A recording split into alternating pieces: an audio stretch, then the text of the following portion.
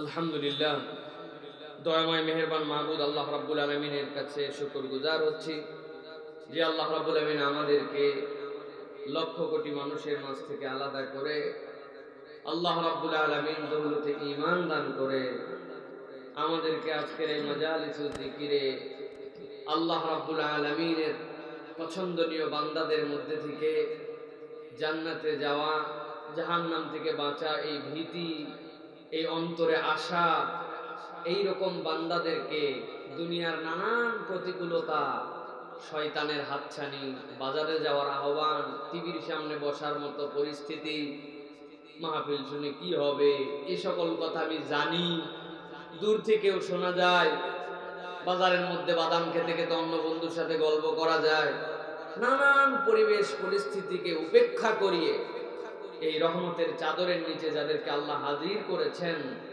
আল্লাহ রাব্বুল আমিনের কাছে আমরা সমস্বরে আল্লাহ রাব্বুল আমিনের কৃতজ্ঞতায় আনন্দ চিত্তে আল্লাহর শেখানো বাক্যে কালিমাতুশ শুকর আদায় করছি। সকলে পড়ছি আলহামদুলিল্লাহ। দরুদ এবং সালাম বর্ষিত হোক মানবতার মহান মুক্তির দূত আকায়ে নামদার তাজেদারে মদিনা আপনার আমার প্রিয় রাসূল জনাবে মুহাম্মদুর রাসূলুল্লাহ সাল্লাল্লাহু আলাইহি সাল্লামের প্রতি। আমাদের বাংলাদেশের রাজধানী ঢাকার একদমই অদূরে আজকের এই ধামরাইয়ের মধুরাঙ্গা বাইতুল ইসলাম জামে মসজিদ এবং মাদ্রাসা কমপ্লেক্সের উদ্যোগে দ্বিতীয় বাৎসরিক তাফসীরুল কোরআন মাহফিলের আজকের এই দিবসের শেষ ভাগে আজকে যারা আমরা উপস্থিত হয়েছি, বিশেষত আজকে সভাপতি হিসেবে যার থাকার কথা ছিল তিনি অসুস্থতার কারণে আসতে পারেন নাই। এখন আমাদের মাঝে সভাপতির দায়িত্ব পালন করছেন আপনাদের এলাকার কৃতি সন্তান, এই মসজিদ বিনির্মাণের পিছনে যার অনবদ্য অবদান, আপনাদেরই প্রিয় মুখ, প্রিয় ভাই, কারো বা প্রিয় গুরুজন জনাব মোহাম্মদ খোরশেদ আলম হালিম সাহেব। আজকে বিভিন্ন পর্যায়ের আরো অত্র প্রতিষ্ঠানের কমিটির দায়িত্বশীল বৃন্দ, আমার পূর্বে কথা বলেছেন হযরতুল আল্লাম হাফেজ মাওলানা মুফতি আরিফুল ইসলাম সাহেব, আমার সামনে উপবিষ্ট মুরব্বিয়ানে আযম, আমার প্রাণ প্রিয় যুবকেরা, স্নেহের ছোটরা, পর্দার আড়ালে মা এবং বোনেরা, একবার সালাম দিয়েছি, আরো একবার আপনাদের দোয়া পাওয়া এবং করার আশায় সালাম নিবেদন করি। আসসালামু আলাইকুম ওয়া রাহমাতুল্লাহ। আপনারা ভালো আছেন ভাই? ঢাকা থেকে আমাদের এখানকার দূরত্ব সর্বসাকুল্যে একদম যোগ বিয়োগ সব দিয়ে 25 কিলোমিটার হবে না। মানে গাবতলীর ওই পাশ থেকে যদি ধরি আমরা 25 কিলোমিটার হবে না, কিন্তু ঢাকার থেকে আমাদের এই জায়গার একটা মৌলিক পার্থক্য কি জানেন?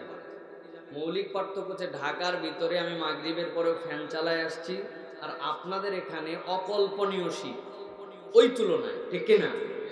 ঠান্ডা কিন্তু অনেক, আমি নিজে অনুভব করছি। আমি একদম তো এক হালকা পাতলা জামা কাপড় পরে আসছিলাম, পরে কোটি পরছি ঠেলায় পরে, যে পিঠ ঠান্ডা হয়ে যায় দেখি। এই যে অল্প একটুর মধ্যে আমাদের যে পার্থক্য, আজকে আমরা কুরআনুল কারীমের এমন একটা আয়াতে কারীমার উপরে আলোচনা করব যেখানে একই পরিবেশে এরকম কিছু মানুষ থাকবে, কিন্তু তারা চোখে আঙুল দিয়ে কিছু পার্থক্য দেখতে পাবে। এই আবহাওয়ার সাথে, আজকের পরিবেশের সাথে আমার তেলাওয়াতকৃত আয়াত এবং বলার জন্য যে খেয়াল করেছে বিষয়বস্তুটার মিল আছে। ইনশাআল্লাহ সে বিষয়ে আমরা কথা বলবো। আপনারা আশা করি যাদেরকে আল্লাহ কবুল করে এই মঞ্চের ভিতরে এনেছেন, আমরা সকলে মিলে কোরআনের কথাগুলো সামান্য কিছু সময় শুনে যাওয়ার চেষ্টা করব। কোরআনের জানা কথাও আল্লাহ রাসূলকে বারবার বলতে বলা হয়েছে হে রাসূল আপনি স্মরণ করিয়ে দেন, নিশ্চয় মুমিনরা এর দ্বারা উপকৃত হবে। সুবহানাল্লাহ।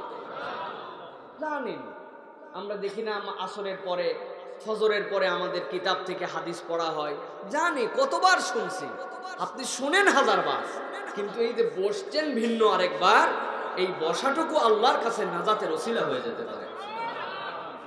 আমরা টিভিতে মাঝে মাঝে দেখি, বাবা অমুক দেশের রাষ্ট্রদূত আসছে, তমুক দেশের অমুকে আসছে, কি সম্মান, লাল গালিচা বিছায়া দিছে, আশপাশ দিয়ে ফুলের তোলা নিয়ে দাঁড়ায় আছে, প্রধানমন্ত্রীর রাষ্ট্রদূতরা সব টন টন করে আছে, মাথা খালি এরকম করে, কি সম্মান না। এরপর এয়ারপোর্ট থেকে যখন বের করে চোর ডাকাতের মতো চারিদিকে মোটরসাইকেল, তারপরে গাড়ি, তার মধ্যে উনি একই রকম 2-3টা গাড়ি, জানে উনারে চিনা না যায়। আয় রে স্কট, রাস্তাঘাটের মানুষজন ঢাকা শহরে জ্যাম, বিরক্ত, বদদোয়া আছে না ভাই? একটা ভিআইপি গেলে ওই রাস্তাতে হাজার হাজার লোকের বদদোয়া পায়, হাজার হাজার লোকের। কেউ বদদোয়া না দিলে আমি দিই। জুম্মার নামাজ মিস করছি, আপনি বোঝেন বদদোয়া না দিয়ে উপায় আছে? 1.5 ঘন্টা আগে বাড়াইছি, এমনই ভিআইপির ভিআইপি, নাইমে চলে যাবো মোটর সাইকেলে, তাও যেতে দেয় না। না যাওয়া যাবে না। আপনি কে না কে, আমি বললাম আমি কি ভাই, আমার হাত পকেট সব চেক করেন, এরপর ছাইড়ে দেন, আমি জায়গা হাইটে যাই অন্তত। না, ভিআইপি যাবে, আপনি যাইতে পারবেন, খারাপ। এই যে ভিআইপিরা যায়, দেখে আমাদের কত মনের মধ্যে আশা, যদি আমি ওইরকম হতে পারতাম। হয় কি না ভাই? হয়। আল্লাহ রাব্বুল আমিনের রাসূল বলছেন, আর এ ভিআইপি তো দুনিয়ার ভিআইপি, আজ ক্ষমতায় আছে, কাল নেমে যাবে, ভিআইপি গিরি আর থাকবে না। তখন পাবলিকের ভয়ে গাড়িতে গ্লাস লাগায় চলা লাগবে, যে চেহারাও জানি চিনতে না পারে। কিন্তু আল্লাহর দেওয়া ভিআইপি মর্যাদা এটা এমন। রাসূলুল্লাহ সাল্লাল্লাহু আলাইহি ওয়াসাল্লাম বলছেন, যারা মাহফিলে আসে, মাহফিল না মাজালিসুজ জিকিরে আসে, আল্লাহ এবং আল্লাহ রাসূলের কথা শোনার জন্য আসে, আল্লাহ একদল ফেরেশতাকে দিয়ে রাখছেন। আপনি দেখতে পাচ্ছেন না, কিন্তু নবীর কথা আপনাকে বিশ্বাস করতে হবে, ঈমান থাকবে না তাছাড়া। এরা আপনার আমার পাশ দিয়ে ঘেরাও দিয়া একজন আরেকজনের কাঁধে উঠে আসমান পর্যন্ত ভরায় ফেলছে। কি মনে করেন? দেখলে তো হার্ট ফেল করে ফেলতেন, দেখলে তো হার্ট ফেল করে ফেলতেন। এই জন্য আল্লাহ রাব্বুল আমিন এই সম্মান দিয়েছেন, এটা এত সস্তা সম্মান না। আমাদের যুবকরা চালাক হয়েছে, ওই হুজুর দূরে মাইক দেওয়া হয়েছে, ঘরের থেকেও তো শোনা যায়। আমি বলি, আরে যুবক, এই যে তুমি মোবাইল যে ব্যবহার করো না, এই মোবাইলে 2 ধরনের ডাটা ব্যবহার করা যায়। এটা টান দিয়ে দেখো, এই জায়গায় একটা ওয়াইফাই আর এক জায়গায় হচ্ছে সেলফ ডাটা, জানেন তো? মুরব্বীরা আজগবি হো হো করে না। মনে রাখবেন, জেনারেল আর এটা এক্সেপশনাল, এটা ভিন্ন এলেম। এই এলেম সেই এলেম, যেই এলেমে আপনার চোখের জ্যোতি না থাকলেও আপনাকে আল্লাহ এমন নূর দিবেন, ওই নূর দিয়ে আপনি আপনার জান্নাত খুঁজে পাবেন। সস্তা বানায় ফেলছেন, এত সহজ কিছু নয় প্রিয় ভাইয়েরা। আর শয়তান তো আমাদের সাথে বসেই আছে, কেমনে আমাদের ঈমান সাইজ করবে। কথা দিয়ে সাইজ, আমল দিয়ে সাইজ, চলাফেরা দিয়ে সাইজ। শয়তানের দায়িত্ব হচ্ছে, ও তো কোনো সময় রেস্ট নেয় না, রিলেন্টলেসলি সে তার কাজ করে যাচ্ছে, অনবরত তার কাজ করছে। প্রিয় ভাইয়েরা, আমাদেরকে তো কথায় কথায় বলতে বলতে ঈমান হারা করে ফেলছে। করোনা আমরা মোকাবেলা করছি না? করেন না আপনারা? কি কয়? তো ওই বছরে আমরা উপযুক্ত সময় হাত ধোয়াইছিলাম, উপযুক্ত সময় আমরা সামাজিক দূরত্ব রক্ষা করেছিলাম, উপযুক্ত সময় মাস্ক পরাইছিলাম, উপযুক্ত সময় 2 বন্ধু মিলে পাশাপাশি মোটরসাইকেলে উঠে, বাপের পিছনে বেটা উঠে, বেটা যেন রাস্তায় পড়ে না যায় জন্য বাপরে জড়ায় ধরে মসজিদের মধ্যে ঢুকে 1.5 হাত ফাঁকে দাঁড়াইছে।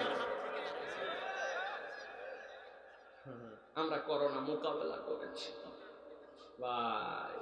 এই কথাতে কত জায়গায় বললাম আমার জীবনে, শুনতে শুনতে পাবলিক বিরক্ত হয়ে গেছে। ইউটিউবাররা বুদ্ধি করে এই কথা আর দেয় না, ওরা ওয়াজের এইটুকু ফালাই দিয়া নতুন জায়গা দেয়, যে হুজুরের পুরাতন কথা। এটা ভালো, সিদ্ধান্তটা ভালো, আমি তাদেরকে অ্যাপ্রিসিয়েট করি। কিন্তু প্রিয় ভাইরা, আপনাদের জানা দরকার এই কথাটা অনুভব করার কথা।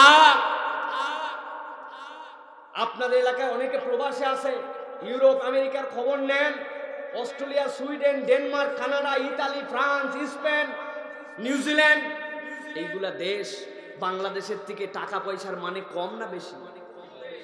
ঘুমায় গেলে কথা বলেন না, জায়গায় থাকলে একটু কথা বলেন। এইগুলা দেশের টাকার দাম বাংলাদেশের থেকে কম না বেশি? এইগুলা দেশের বিদ্যা বুদ্ধি প্রযুক্তি বাংলাদেশের থেকে পিছায়া না আগায়? এইগুলা দেশের টিকা ট্রিটমেন্ট হাসপাতাল এইগুলা ম্যানেজমেন্টে বাংলাদেশের থেকে পিছায়া না গায়া? এইগুলা দেশ বিভিন্ন ধরনের পদক্ষেপ নেওয়া, মহাকাশে যান পাঠানো, পৃথিবীবাসীকে নব্য আবিষ্কার গিফট করে হতবাক করে দেওয়া, এইগুলাতে বাংলাদেশের থেকে পিছায়া না গায়া? বিগত 2 বছর যে করোনার পিরিয়ড পার হলো, এই করোনাকালীন সময়ে যেইগুলা দেশের নাম বললাম, এইগুলা দেশ আক্রান্ত এবং মৃতের তালিকায় আগায়া না পিছায়া? ও বাবা, বিদ্যাতে আগায়া, বুদ্ধিতে আগায়া, মহাকাশে আগায়া, আবিষ্কারে আগায়া, ওষুধে আগায়া, হাসপাতালে আগায়া, আইসিইউতে আগায়, সিসিইউতে আগায়া, আক্রান্ততে আগায়, মরাতে আগায়া। ব্যাপার কি মিলল?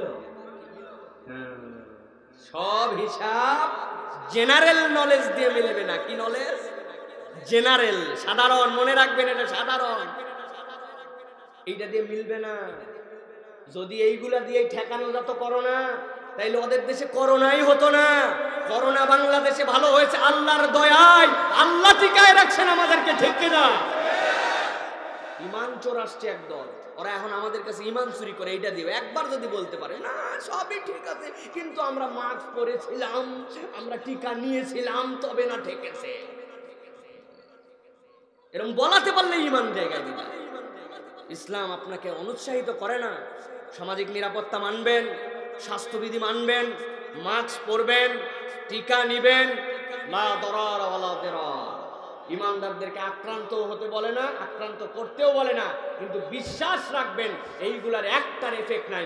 আমার আল্লাহ চাইলে হবে, আমার আল্লাহ বাঁচালে হবে না, ঠিক কিনা? এটা ইমান, ইসলাম এটা আমাদেরকে শিখিয়েছে। প্রিয় ভাইরা, তো আজকে আমরা আল্লাহর দয়ায় এই পরিবেশ পেয়েছি এখানে কিছু কথাবার্তা বলার জন্য। আমি বেশিক্ষণ কথা বলবো না, অলরেডি 10-15 মিনিট বলে ফেলছি। সর্বোচ্চ ঘন্টাখানিক কথা বলবো, আপনাদেরকে বিরক্ত করব না ইনশাআল্লাহ। নির্ধারিত একটা প্রসঙ্গে নির্ধারিত কথা শুনে আমরা চলে যাব। রাজি আছেন তো ইনশাআল্লাহ? আছেন ইনশাআল্লাহ? আর যারা এখানে আছেন, আমার ধারণা মতে খুব কম মানুষই আমাকে চেনেন না, এরকম কম মানুষ। আপনারা ম্যাক্সিমাম মানুষ আমাকে চেনেন, ঠিক কিনা ভাই? দেখেননি কোনোদিন, কিন্তু এদের প্রত্যেকের পকেটে আমি আছি, তাই না ভাই? তো সেই হিসাবে আমি কি কথা বলি, কেমন কথা বলি, আমার কথা বলার ধরন কি, এটা জানে। আর আমার মূল শ্রোতা হচ্ছে কোনো মুরব্বী না, আমার মূল শ্রোতা হচ্ছে যুবক। কারা? যাদের বয়স এখনো 35 বছর হয় নাই, এরা হচ্ছে আমার শ্রোতা। মুরব্বীদের জন্য ছুটি দেওয়া থাকলো, আপনাদের ভালো লাগলেও থাকতে পারেন, না লাগলে চলে যেতে পারেন। আপনাদের আমরা কোনো কষ্টই নিব না। আপনি কষ্ট করে কি জন্য আসছেন তাই তো বুঝতেছেন। যে ঠান্ডা আন্দাজি আপনারা শুয়ে পড়তেন, খাইয়ে দেয় এসে গেছেন, যেহেতু ছুটি দেওয়া থাকলো, কোনো অনুমতি লাগবে না, চলে যাবেন। কিন্তু যাদের বয়স 35 হয় নাই, তোমার ভালো লাগুক কি খারাপ লাগুক, মন টানুক কি না টানুক, তোমার বসে থাকতে ইচ্ছা হোক কি না হোক, আমি যতক্ষণ তোমার থাকা লাগবে ততক্ষণ। রাজি আছেন তো? এই কারা কারা 35 হয় নাই হাত তোলেন দেখি। ওই অনেকগুলো পিছনে বইছে, একবারে বারান্দার কাছে, মানে যাওয়া যাওয়া ভাব নিয়ে আইছে, দেখেন না? এগুলো আমার শ্রোতা বলে, পিছনে হাত টান করে তোলেন। 35 যাদের হয় নাই হাত তোলেন। আপনারও 35 হয় না, দাড়ি পাইকে গেছে তো? না না, পিছনে আপনি ঠিক আছে। ওই যে পিছনে একজন হাত তুলছিল, আমার নামে হালাইছে, তুলছেন আপনারা? 35 যাদের হয় নাই তুলছেন? দেখে তাকবীর দেন, মুরব্বীরা খালি শুনবে, আপনারা খালি আওয়াজ দিবেন লিল্লাহে তাকবীর। মুরব্বীরা কথা বলেন না, লিল্লাহে তাকবীর। আপনার মাশাআল্লাহ মাশাআল্লাহ। মুরব্বীরা একটা এবার তাকবীর দিয়ে আপনাদেরকে শোনাবে যে ওনারা আছেন না নাই। পারবেন আপনারা? পারবেন আপনারা? যদি বলেন তো দেওয়া হবে। দেখি যুবকদের সাথে কম্পেয়ার করার মতো একটা তাকবীর মুরব্বীরা দিতে পারে নাকি? লিল্লাহে তাকবীর। মাশাআল্লাহ, মুরব্বীরাও আছে, আলহামদুলিল্লাহ। আল্লাহ কবুল করুন, আল্লাহুম্মা আমিন। প্রিয় ভাইয়েরা, আজকে আমরা কুরআনুল কারীমের 57 নম্বর সূরা হাদীদের আপনাদের কাছে 12, 13, 14 তিনটা আয়াতে কারিমা তেলাওয়াত করেছি। এই আয়াতে কারিমার আলোকে আল্লাহ রাব্বুল আমিন বান্দাদের জন্য একটা প্রতিশ্রুতি দিয়েছেন, এবং এই প্রতিশ্রুতি থেকে কারা বেরিয়ে গেছে, সেই প্রতিশ্রুতি, আল্লাহর দেওয়া প্রতিশ্রুতি কারা পাবে না, তাদের কি কি দোষ, কি কি আল্লাহ রাব্বুল আমিনের বলে দেওয়া অপরাধ, সেইগুলো আল্লাহ রাব্বুল আমিন চমৎকার করে একটা বর্ণনা দিয়েছেন যে আল্লাহর একটা প্রতিশ্রুতি কারা পাবে আর কারা পাবে না। যারা পাবে না তাদের দোষ কয়টা, এইটা আল্লাহ জানাইছেন। 3টা আয়াতের আমার সর্বোচ্চ ঘন্টাখানিক লাগবে। আমি এর উপরে আপনাদের কাছে কিছু কথা বলতে চাই, যদি আল্লাহ তৌফিক দান করেন, বলেন আল্লাহুম্মা আমিন। প্রিয় ভাইয়েরা, আল্লাহ রাব্বুল আলামিনের অনেকগুলি সিফাতি নাম। আল্লাহ বলছেন ওয়ালিল্লাহি আসমাউল হুসনা, আল্লাহর অনেকগুলা গুণবাচক নাম আছে। এর মধ্যে আল্লাহ এই নামের পরে সবচেয়ে আল্লাহর দামি নাম হচ্ছে আর রহমান। কি নাম? অনেকে তো আর রহমানকে আল্লাহর জাতের আরেকটা নাম বলেছেন, সুবহানাল্লাহ। তাফসীরের কিতাবের মধ্যে আসছে যে আল্লাহর জাতের আরেকটা নাম রহমান, সুবহানাল্লাহ। প্রিয় ভাইরা, রহমান মানে অতীব দয়ালু, মেহেরবান। এটা জানে না এরকম কোন মুসলমান নাই, ঠিক কিনা? কিন্তু অন্তরে এই কথাটা এতবার শুনছি আমরা, শুনতে শুনতে আমাদের কাছে এটার আর কোনো মজা নাই।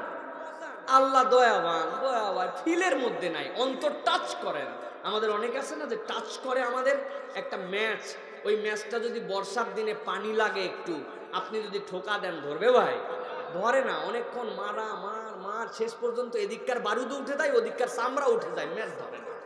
কারণ আমাদের ইমানের অবস্থা হয়েছে এমন, শুনে শুনে শুনে শুনে এটা লুসনা খায়, এটা ধরে না, টাচ মারে না, আছে না ভাই? এই জন্য একটু টাচ দেওয়ার মতো একটা কথা আপনাদের কাছে বলে রাখি প্রিয় ভাই, আল্লাহ যে দয়াবান এটা ফিল করতে হবে। এই আয়াত আমাদেরকে ফিল করাবে। দেখেন আমাদের ছেলেরা এবার এসএসসি পরীক্ষা দিল 3 সাবজেক্ট, তাই না ভাই?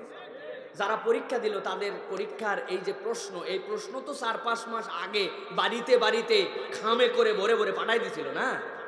পাঠায়নি না, প্রশ্ন পাঠায় না। এই প্রশ্নটা গোপন রাখা হয়, কারণ এটা একটা বোর্ড পরীক্ষা, ঠিক না? কিন্তু বলেন তো ভাই, এসএসসি যে পরীক্ষা দিল, এই এসএসসি পরীক্ষা কঠিন না এইচএসসি পরীক্ষাটা আরো বেশি কঠিন? এইচএসসি পরীক্ষা কঠিন। এইচএসসি পরীক্ষার পর অনার্স মাস্টার্স পাস করে বিসিএস এ যাবে একটা ছেলে।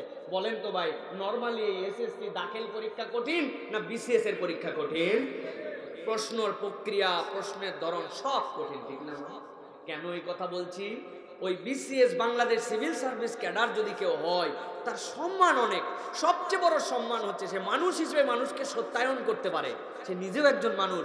আরেকজন সাধারণ মানুষের সার্টিফিকেটে সত্যায়ন করলে ওইটা গভর্নমেন্টের কাছে গ্র্যান্টেড হয়, তাকে একটা সম্মান দেওয়া হয়, চাকরি দেওয়া হয়, চাকরির পরে তার বাসস্থানের ব্যবস্থা করা হয়, চাকরি রিটায়ারমেন্টের পরে হিউজ টাকার একটা তার জন্য পিএফ দেওয়া হয়, পেনশন দেওয়া হয়। এরকম একটা ফ্যাসিলিটিস যেই চাকরিতে দেওয়া হয়, তার প্রশ্নও কঠিন, পরীক্ষাও কঠিন, পদ্ধতিও কঠিন, ঠিক কিনা? প্রিয় ভাইয়েরা, দুনিয়ার এই জীবনের শেষে আমরা সবাই আল্লাহর সামনে যাব। সে আল্লাহর সামনে যখন আমরা যাব, একটা দিবসে বিচার হবে। ওই বিচারের পরে রব্বুল আলামিন একটা ফায়সালা রাখবেন, জান্নাত। যেই জান্নাতে দেওয়ার জন্য মানুষকে আল্লাহ সৃষ্টি করেছেন, সেই জান্নাতের যে কি নিয়ামত, কি যে ফ্যাসিলিটিস, কি যে অনন্যতা, তার কোনো ধারণা জ্ঞান আমাদের নাই। ওই যে দুনিয়ার জীবন আমরা পার করে আল্লাহর সামনে পরীক্ষা দিয়ে তারপরে যাব। দেখেন ওই জান্নাতে যাওয়ার জন্য তাহলে মানুষের কত কঠিন না পরীক্ষা, কত কঠিন না পদ্ধতি হওয়ার কথা। কিন্তু রব্বুল আলামিন এমন দয়ালু, একটা বান্দা যেন জান্নাত মিস না করে, একটা বান্দা যেন হাসরে না আটকায়, একটা বান্দা যেন কবরে ধরা না খায়, একটা বান্দা যেন ভুল করেও আল্লাহ দ্রোহী না হয়ে যায়।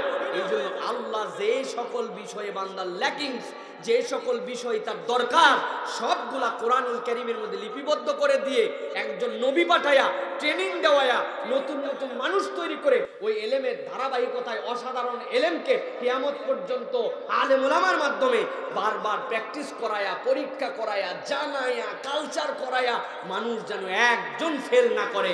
যিনি এই ব্যবস্থা করেছেন তিনিই হচ্ছেন রহমান। তিনি কে? আমার আল্লাহ রাব্বুল আলামিন তাবৎ পৃথিবীর মানুষের জন্য বলছে, দুনিয়ার মানুষ, তোমাদের এই দুনিয়ার জিন্দেগি, যেই জিন্দেগির মধ্যে তোমরা অবস্থান করছো, এই জীবনটাই একমাত্র জীবন নয়। এই জীবনের শেষে একটা তোমাদের জন্য জীবন আসবে, যেই দিন আল্লাহ রাব্বুল আমিনের সামনে মানুষকে দাঁড়াতে হবে, আল্লাহর সামনে প্রত্যেকটা মানুষকে উঠতে হবে। আল্লাহ রাব্বুল আমিন তার রাসূলকে মুখাতেব করে বলছেন, হে রাসূল, এই দুনিয়ার জীবনে আপনি অনেক কিছু দেখেছেন। আপনার উপর ঈমান আনার পরে আপনার সাহাবীদের আপনি কষ্ট দেখেছেন।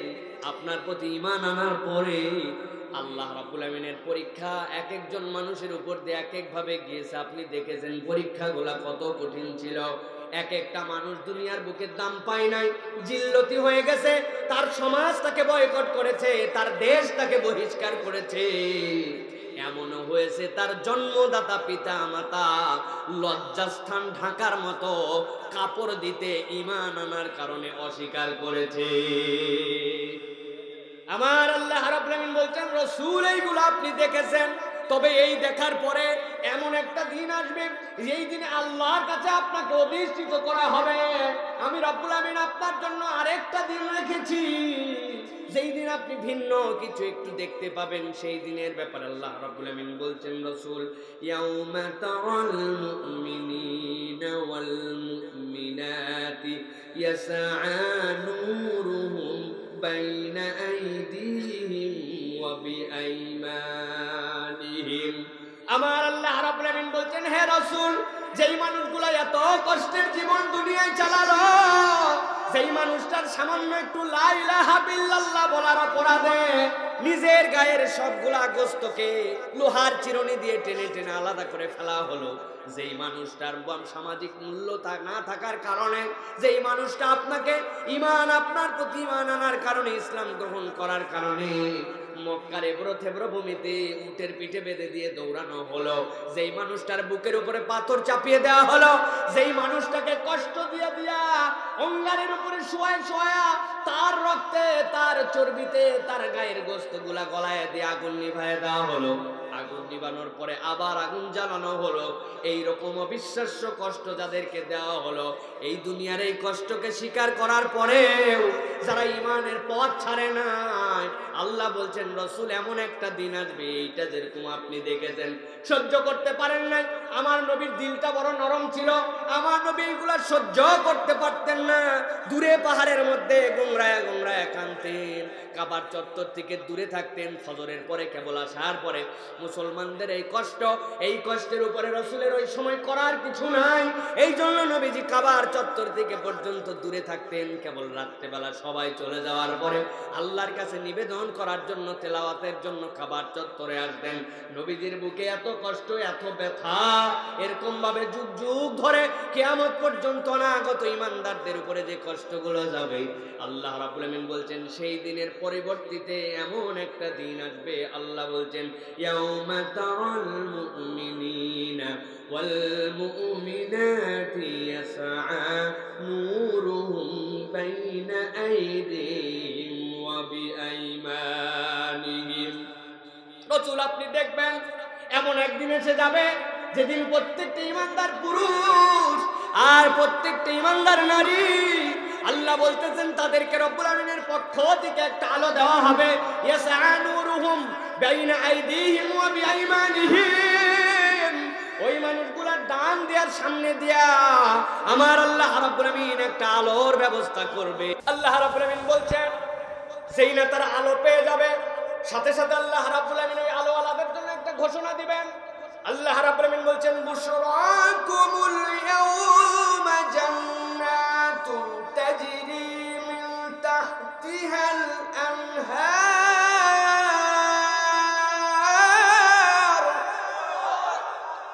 আমার আল্লাহ রাব্বুল আমিন বলছেন আলো আলাদের জন্য এই দিন সবচেয়ে বড় সুসংবাদ কি হবে? আল্লাহ বলবেন যাদেরকে আলো দিয়ে দেওয়া হবে, রাসূল আপনি দেখতে পাবেন কারো কারো মুসনাদে আহমদের হাদিসের মধ্যে আসছে, দুনিয়ার বুকে যার পাত্তা ছিল না, মানুষ টিটকারি করছে, তারে মোল্লা মুন্সি বলে খেপাইছে, ইসলামপন্থী বলে অবহেলা করছে, দুনিয়ায় আল্লাহ রাসূলের পথে চলার কারণে হারাম খায় নাই, অসভ্যতার মধ্যে যায় নাই, নানান দিকে সামাজিকভাবে মনে হতো পিছিয়ে আছে, কিন্তু আমার নবী বলছেন ওই দিন ঈমানদার মুমিন আর ঈমানদার নারীদেরকে এমন আলো দেওয়া হবে, যার আলোটা বেশি হবে, এক শহর থেকে আরেক শহর পর্যন্ত তার আলো অতিক্রম করে যাবে, আর যার আলোটা একদম কম, একদম কম, তাদের বিদ্যাঙ্গুলির মাথা দিয়ে একটা আলো বের হবে, ঈমানের আলো। ওই আলো কখনো জ্বলবে আবার কখনো বন্ধ হয়ে যাবে, কিন্তু আমার রাসূল বলছেন ওই বিদ্যাঙ্গুলির আঙ্গুলের মাথার যে আলোটুকু থাকবে তা এতটুকু ফোর্সের হবে, জ্বলে আর নিবে, কিন্তু এত তার পাওয়ার, এতটুকু তার উপযুক্ততা হবে, ওই বিদ্যাঙ্গুলির মাথার আলো দিয়া বান্দা তার জান্নাতকে খুঁজে পেয়ে যাবে। আমার আল্লাহ বলতেছেন যাদেরকে আলো দেওয়া হবে সাথে সাথে তাদের জন্য বলে দেওয়া হবে বুশরাকুমুল ইয়াউমা জান্নাতুন তাজরি মিন তাহতিহাল আনহার। একদল আনন্দ সংবাদদাতা আলো আলাদের পাশে এসে বলবে, ও আলো আলা ভাই তোমার আর কোনো চিন্তা নাই, আল্লাহ এই আলো যাকে দিয়েছেন সে জান্নাতওয়ালা, আমি তোমাকে অসংখ্য ধারায় প্রবাহমান, পাদদেশ দিয়ে নহরমালা প্রবাহমান এরকম একটা জান্নাতের খোঁজখবরি আমি তোমার জন্য দিয়ে দিচ্ছি। এই খোঁজখবরি আমাদের পক্ষ থেকে নয়, এইটা মহান রব আল্লাহ তোমাকে দিয়েছে। সুবহানাল্লাহ। ওই যেই বাচ্চা হওয়ার পরে, ছেলে হওয়ার পর আনন্দে মিষ্টি বিলাইছিলাম, ক্লাস 10 পড়ার পরে এমন বই খেয়ে গেছে, আল্লাহর কাছে এখন সেই সন্তানের হেদায়েত আর সেই সন্তান থেকে বাঁচার জন্য বাপ দোয়া করে, আছে না? যেই সন্তানের সফলতায় বাপ মিষ্টি বিলায়, আনন্দে উদ্বেলিত হয়, বৃদ্ধকালে যাওয়ার পর ওই সন্তান এমন আচরণ করে, ওই বাপরে বৃদ্ধাশ্রমে রেখে আসে, চোখের পানি ফেলে। বাপ মনে মনে কষ্ট পায়, আরে কার জন্য মিষ্টি বিলাইছিলাম, এই যদি থাকতো কপালে, এই সন্তান থাকার থেকে আমার না থাকা ভালো ছিল। মানুষের আনন্দগুলা কিন্তু এরকম হয়, ঠিক না? এগুলো তো অনেক দূরের আনন্দ, কাছের আনন্দ না বুঝালে বুঝবে না। কাছের আনন্দ পর্যন্ত আমাদের অনেক সময় টিকে না। পাকিস্তান বাংলাদেশে আসছে, ধামরাইয়ের ছেলে পেলে ঢাকায় বন্ধু আছে, বন্ধুরে বলছে দোস্ত এবার টি-20 খেলা দেখাই লাগবে, বহুদিন পর সুযোগ হয়েছে। বন্ধু তুই সাহস থাকলে একখান টিকিট কেটে আমারে জানাবি, কত বড় তুই বাপের বেটা, খুব তো গরম দেশ ঢাকা, নাকি তোর ইশারায় চলে, দেহি তো এটা কিনিস। বন্ধুরও পেস্টিজে লাগছে, আমার দোস্তের কাছে বড় বড় ভাব নিছি, টিকিট না কিনে একটা পারি নাকি। অনেক কষ্ট মষ্ট করে টিকিটের কাছে যাওয়ার পরে শুনে 500 টাকার টিকিট 1000। দোস্তরে ফোন দিয়েছে, দোস্ত 500 টাকার টিকিট তো 1000, বলে নিব নাকি? কই নিয়ে ফেলা, কোনো টেনশন করিস না, খেলা দেখবো তো দেখবো বলছি। আব্বা যখন বাড়িতে থাকবে না, 1 মণ ধান সাইড করলেই টাকা বাড়ায় যাবে। 1000 টাকায় টিকিট কিনা শেষ, খেলার দিন মাঠে হাজির। 2টার থেকে খেলা, সকাল 10টায় সিরিয়াল দিছে, মাঠের মধ্যে ঢুকছে, ঢোকার পরে বড় আনন্দ করছে, ফুর্তি করছে, খেলা দেখে 4 ছক্কা হই হই করে নাচানাচি করছে। খেলা শেষ, এরপরে পুরস্কার বিতরণী দেখছে, সব অনুষ্ঠান শেষ, আস্তে আস্তে মানুষ বেরিয়ে যায়। সাথে যেই বন্ধু গেছিল, দোস্ত বলছে দোস্ত খেলা টেলা সব শেষ, লাইট মাইট মনে বন্ধ করবে, চল বাড়ায় যা। দোস্ত বলতেছে পাগল নাকি, 500 টাকার টিকিট 1000, সকাল 10টায় আসছি, 2টার খেলা, মাঠের মধ্যে ঢুকছি খেলা দেখার জন্য। আগামীকাল কেউ শুনছে আরেকটা ম্যাচ আছে, আমি মরদ বাইর হব না, এখানেই থাকবো। রাত্রে থাকে, কালকে দেখে বাড়াবো, থাকতে দিবে তো? কি বুঝলেন, দিবে? ভালো বাড়াইছেন বাড়াইছেন, না হলে পুলিশ কিন্তু পিছন দিয়া লাগায়া আপনারে তেলতেলা করে বাইর করবে, ঠিক কিনা? তাহলে দুনিয়ায় আপনার আনন্দ, আপনার দেশ, আপনার এলাকা, আপনি নাগরিক, আপনি টিকিট কেটে ঢোকার পরেও সেখানে আনন্দ আপনার স্থায়ী হয় না, আপনাকে বেরিয়ে যেতে হয়। আল্লাহ যেই না বান্দাদেরকে আলো দিয়ে দিবেন, ফেরেশতারা আসার পরে বুশরাকুমুল ইয়াউম বলবে, এরপরে ফেরেশতারা বলবে তোমাদের জন্য জান্নাত দেওয়া হলো, যার পাদদেশ দিয়ে এরকম নহরমালা প্রবাহিত। বান্দার মনের মধ্যে একটু ধারণা হতে পারে, না জানি দুনিয়ায় যেরকম আনন্দ পাইছি, কতদিন আবার আনন্দ থাকে, আবার কখন জানি ঝামেলায় পড়ি নাকি। আমার আল্লাহ ফেরেশতাদেরকে সাথে সাথে বলবেন, না না, আমার বান্দাদেরকে জানায় দে, এমন জান্নাতে তাদেরকে ঢুকাতে চায়, খালিদিনা ফিহা। আমার বান্দা যদি একবার জান্নাতে ঢুকে, আমি রব্বুল আমিন কখনো আর সেখান থেকে বের করব না।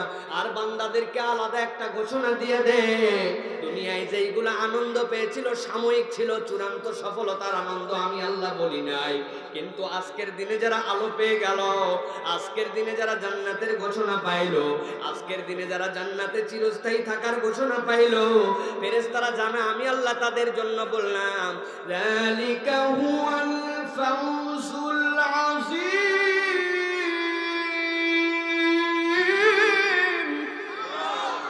আমার আল্লাহ ফেরেশতাদেরকে বলে দিবেন, ফেরেশতারা জানায় দাও, এই জান্নাতে যেই বান্দাদেরকে ঢুকানো হচ্ছে এখন, যারা আলো পেয়ে গেছে, আমি আল্লাহ বললাম এর উপরে আর কোনো সফলতা নাই। আমার বান্দা আজকে গর্ব করে বলতে পারে আমি সফল। আল্লাহু আকবার। ভালো করে মনে রাখতে হবে এই প্রেক্ষাপটটা। আল্লাহ নবী এক জায়গায় বলছেন, যদি আপনি দেখতেন, তার মানে আল্লাহ নবীকে দেখাবেন। ভালো করে খেয়াল করেন, আল্লাহ রাব্বুল আমিন বলছেন তাদেরকে দেখাবেন, মুমিন মুমিনাত। কেন দেখাবেন? তাদেরকে একটা আলো দেওয়া হবে। আলোর গুণ কি হবে? আলো পাইলে জান্নাতের সুসংবাদ পাইবে। জান্নাতটা কেমন হবে? পদতলায় তার অসংখ্য নহরমালা, আর ওর ভিতরে ঢুকলে বেরো হবে না। আল্লাহ বলছেন এটাই চূড়ান্ত সফলতা। প্রথম আয়াত। এবার চলেন দ্বিতীয় আয়াতের মধ্যে যাই। আল্লাহ রাব্বুল আমিন বলছেন, ঈমানদারেরা যখন এই নিয়ামতগুলো পেয়ে যাবে, ঈমানদাররা যখন এই নিয়ামত নিয়ে আল্লাহ রাব্বুল আমিনের ঘোষণা নিয়ে আনন্দে উদ্বেলিত, তখন ওই জান্নাতের পাশে জান্নাতগামী মানুষগুলার পাশে আরেকটা শ্রেণীর ডাক শোনা যাবে। আমার আল্লাহ বলছেন তারা কারা? ইয়াউমা ইয়াকুলুল মুনাফিকুনা ওয়াল মুনাফিকাতু লিল্লাযীনা আমানু যুরুনা নাক্তাবিস মিন নূরিকুম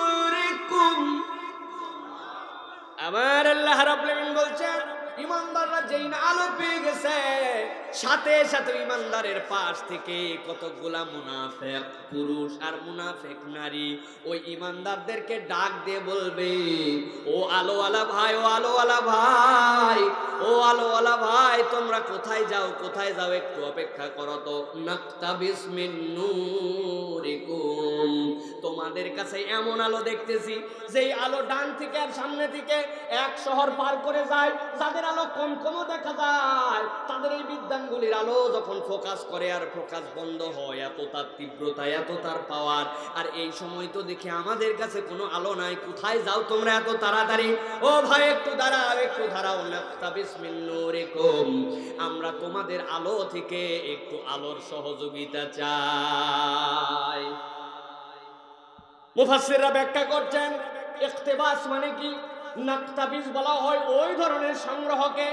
আপনারা যারা এই কিছুদিন আগে 20-25 বছরের আগের মানুষ, তারা বুঝবেন যখন দিয়াশলাই ম্যাচ এত অ্যাভেলেবেল না, গ্যাস যখন আমাদের আসে নাই, ওই সময়গুলোতে যেই মা বোনেরা বাড়ির মধ্যে চুলা জ্বালাইতেন মাটির, ওই চুলাগুলা খ্যার দিয়ে প্রথমে ধরাইতে হতো অথবা পাটকাঠি দিয়ে ধরানো লাগতো। এখন একটা ম্যাচ দিয়ে গ্যাস ছাড়লে ধাপ করে ধরে যায়, কিন্তু একটা পাটকাঠি একটা খ্যার অনেক সময় একটা ম্যাচের শলা দিয়ে ধরতো না, ঠিক না? মারা বাইরা দেখতেন পাশে সুন্দর করে একটা লম্ফু রেখে দিত, কুপি বাতি রেখে দিত, কেরোসিনের কুপি বাতি। প্রথমে একটা ম্যাচটুকে কুপি ধরায়, এরপরে ওই যে পাটকাঠিগুলা ওইগুলার মাথাগুলো এরকম করে হাত দিয়ে একটু বা পিরার গোড়া দিয়ে বাড়ি দেয়, দেওয়ার পরে ওইখানে একটু আগুন ধরায়, আস্তে আস্তে নিচে লাগায়, চুলা ধরায়। যেই না চুলা ধরানো শেষ, তারপরে কুপিটা বন্ধ করে। দেখছেন দেখি আপনারা? প্রিয় মুসলমান, পাশের বাড়িতেও আগুন ধরাবে, উনারও চুলা জ্বলানো লাগবে, কিন্তু এখন তার কাছে ম্যাচটাই নাই, কুপি বাতি ধরাবে কেমন করে? পাশের বাড়ির ভাবি চুলা ধরানোর জন্য কুপি জ্বলাইছে, বাচ্চারে পাঠাইছে, যা তোমা এই যে পাটকাঠি নিয়ে একটু চাষির কাছ থেকে আগুন নিয়ে আয়। আগুন নেওয়ার জন্য পাটকাঠি নিয়ে আসছে, ওই কুপি বাতির থেকে আগুন একটু নিয়ে যায়। বলেন তো ওই আগুন যেটা কুপি বাতির থেকে ওই পাটকাঠি দিয়ে নেয়, তা থেকে এই কুপির আগুন কমে যায়? কথা বলেন, কমে? আমার আল্লাহ রাব্বুল আলামিন বুঝাচ্ছেন, ভালো করে বোঝেন। ইকতিবাসের তাফসীর এইটা সহজ। আল্লাহ রাব্বুল আলামিন বলছেন, যেই না ওই ইমানদাররা আলো পেয়ে যাবে, সাথে সাথে পাশ থেকে মুনাফিকরা ডাক দিয়ে বলতে শুরু করবে, লিল্লাযীনা আমানু উনজুরুনা নাক্তাবিস মিন নূরিকুম, ও ইমানদারেরা কোথায় যাও ভাই, একটু দাঁড়াও, একটু দাঁড়াও, ইন্তজার করো একটু। কেন? বলে তোমাদের যে আলো আছে ওইখান থেকে আমরা একটু আলোর অংশ নিব, যাতে করে আমরা চলতে পারি। এই আলোটা এমন, যার আছে কেবল সেই দেখতে পায়, যার কাছে নাই অপরের আলো দিয়ে চলার উপায় নাই। প্রত্যেকের আলো ওই দিন প্রত্যেকে আলাদা আলাদা ভাবে সংগ্রহ করতে হবে। আল্লাহ রাব্বুল আলামিন বলছেন, যেই নাই মানুষগুলা ইমানদারদের কাছে এসে বলতে শুরু করবে, আমাদেরকে একটু আলো দাও, অপেক্ষা করো, তোমাদের আলো থেকে একটু আলো নিব। আল্লাহ বলছেন, সাথে সাথে দুনিয়ার বুকে যে ইমানদারেরা নরভরে ভাবে চলাফেরা করছে, দুনিয়ায় কোনোদিন দাপট দিয়ে কথা বলে নাই, ভাব নেয় নাই, ফুটানি করে নাই, ইমানদারের চরিত্র কখনো ফুটানি করা হতে পারে না। কিন্তু আমার আল্লাহ বলছেন, কিয়ামতের ওই ময়দানে আলো আলাদেরকে আল্লাহ রাব্বুল আমিন এমন একটা গরম দিয়ে দিবেন, এমন একটা যোগ্যতা দিয়ে দিবেন, কারণ ওই দিন তারা সার্টিফিকেট পেয়ে গেছে, হুয়াল ফাউজুল আজিম, তারা চূড়ান্ত সফল। আল্লাহ বলেছেন তাদেরকে। দুনিয়ার বুকে তারা কোনো পাত্তা দেয় নাই, কিন্তু যেই না ওই দিন আলো নেওয়ার জন্য মুনাফিক পুরুষ আর মুনাফিক নারীরা আসবে আর অপেক্ষা করতে বলবে, ইমানদাররা সাথে সাথে তাদেরকে বলতে শুরু করবে,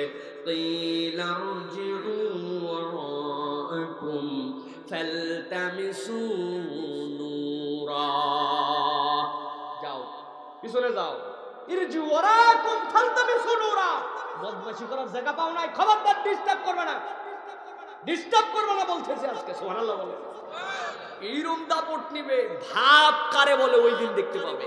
এই জন্য তো আমরা মাঝে মাঝে বলি, আমাদেরকে যারা ইসলাম মানার কারণে, ইসলামের পক্ষে কথা বলার কারণে নানান অজুহাত দিয়া আজকে অপদস্থ করতেছে, আজকে বেইজ্জতি করতেছে, আর মনে করতেছে বিরাট ব্যাপার, ওই দিন যাওয়ার পরে টের পাবে এই দিন দিন নয়, আরো দিন আছে। ইমানদার ওই দিন বুকের মধ্যে বাড়ি দিয়া বলবে, ইরজু ওয়ারাকুম ফালতামিসু নূরা, খবরদার ডিস্টার্ব করবে না, এই আলো তো এখান থেকে আমরা সংগ্রহ করি না, এইখান থেকে আলোর বন্দোবস্ত করি না, এই চার্জ তো দুনিয়ার থেকে নিয়ে আসছি আমরা। এইখানে কোনো পয়েন্টই নাই চার্জ দেওয়ার। আপনি কোথায় আলো খুঁজতেছেন, কোথায় পয়েন্ট খুঁজতেছেন, আপনি কারেন্ট খুঁজতেছেন কোথায়? এখানে কাজ নাই। ইরজিউ ওয়ারাকুম ফালতামিসু নূরা, যাও যাও দুনিয়ায় চলে যাও, ওইখান থেকে আলো সংগ্রহ করে নিয়ে আসো। পরোক্ষভাবে ওই দিন এই মানুষগুলাকে ইমানদারেরা যেমন ইচ্ছা তেমন অপমান করে দিবে, ঠিক কিনা? প্রিয় মুসলমান, গভীর মনোযোগ দেন। ইমানদাররা তাহলে উত্তর কি দিল? কিলারজি ওয়ারাকুম ফালতামিসু নূরা, যাও যাও দুনিয়ার থেকে আলো সংগ্রহ করে নিয়ে আসো। কিন্তু যেই মানুষগুলো এই দিন ইমানদারদের সামনে আসছে আলো সংগ্রহ করার জন্য, ওরা তো জানে এখন বিপদ কত দূর। ইমানদাররা বলে দিল দুনিয়ায় যাও আলো নিয়ে আসো, আর আমি দুনিয়ার দিকে হাঁটা দিলাম অথবা তাদের থেকে ছেড়ে দিলাম। বিষয়টা তো সহজ নয়। এই জন্য যারা ওই দিন ইমানদারদেরকে বলবে তোমাদের একটু আলোর ভাগ নিব, ইমানদারদের সাথে তারা ল্যালপার মতো লেগে যাবে। এমন ভাবে ইমানদারদেরকে জ্বালাতন শুরু করবে, ইমানদাররা প্রকার অন্তরে বিরক্ত বোধ করবে। ল্যালপা চিনেন আপনারা?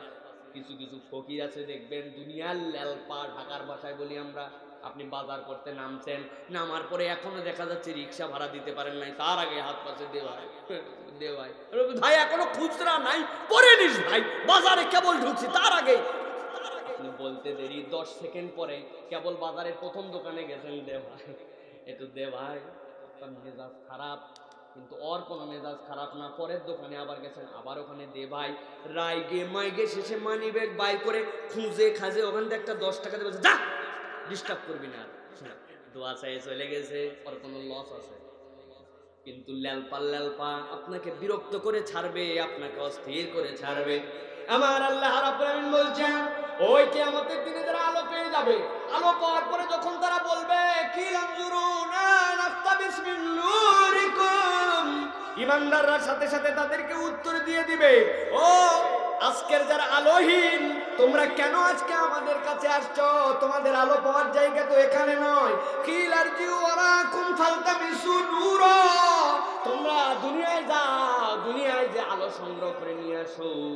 কিন্তু এই কথা বললেই হলো নাকি? ওরা জানে দুনিয়ায় আর যাওয়ার সুযোগ নাই, আলো যদি নিতে হয় এদের কাছ থেকেই নিতে হবে। আমার আল্লাহ রাব্বুল আমিন এই দৃশ্যটা দেখবেন, দেখার পরে রব্বুল আমিন সেই দিন বলতে শুরু করবেন, আরে যেই মানুষগুলা দুনিয়ার বুকে এত কষ্ট করে আজকে জান্নাতের সুসংবাদ পেয়ে আমাদের এখানে আলো নিয়ে যাচ্ছে, তাদেরকে ডিস্টার্ব করে এরা, আমি রব্বুল আমিন তো আজকে এই ডিস্টার্ব দেখতে চাই না। আজকে এদের সাথে তালগোল মিশায়া এদের মধ্যে এই যারা অন্যায়কারী আর যারা ন্যায়কারী, আলোওয়ালা আর আলোহীন, এদেরকে তো একসাথে রেখে এদেরকে কষ্ট দিতে চাই না। আমার ইমানদারদেরকে এরা তো ডিস্টার্ব করে। আমার আল্লাহ বলছেন ফেরেশতাদেরকে দিয়ে তৎক্ষণাৎ রব্বুল আমিন একটা অভিনব ব্যবস্থা গ্রহণ করবেন। সুবহানাল্লাহ। আমার আল্লাহ রাব্বুল আমিন বলছেন কি ব্যবস্থা হবে শোনেন। আল্লাহ বলছেন ফাদুরিবা বাইনাহুম বিসুরিল লাহু বাব।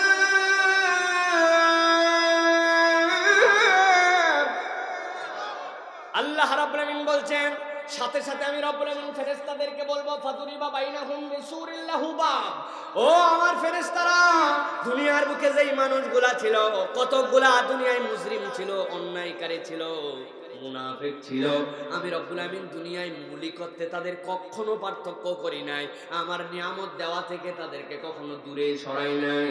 আল্লাহ রাব্বুল আমিন দুনিয়াতে যেই লোকটা 5 ওয়াক্ত নামাজ পড়ে আর যেই লোকটা শুধুমাত্র জুমার দিন নামাজ পড়ে, দুইজনারই সবগুলা ফরজ ছিল, একজন মানে আর একজন মানে না। দুইজনই যদি জমি লাগায়, আমার রব্বুল আলামিন যে 5 ওয়াক্ত পড়ে তারে বিঘাই দেয় 20 মণ, আর যে 5 ওয়াক্ত পড়ে না জুমা পড়ে তারে বিঘাই দেয় 5 মণ। হয় নাকি? আপনাদের এলাকায় অনেক হিন্দু ভাইরা আছে, ও আল্লাহ মানে না, ভগবান স্বীকার করে।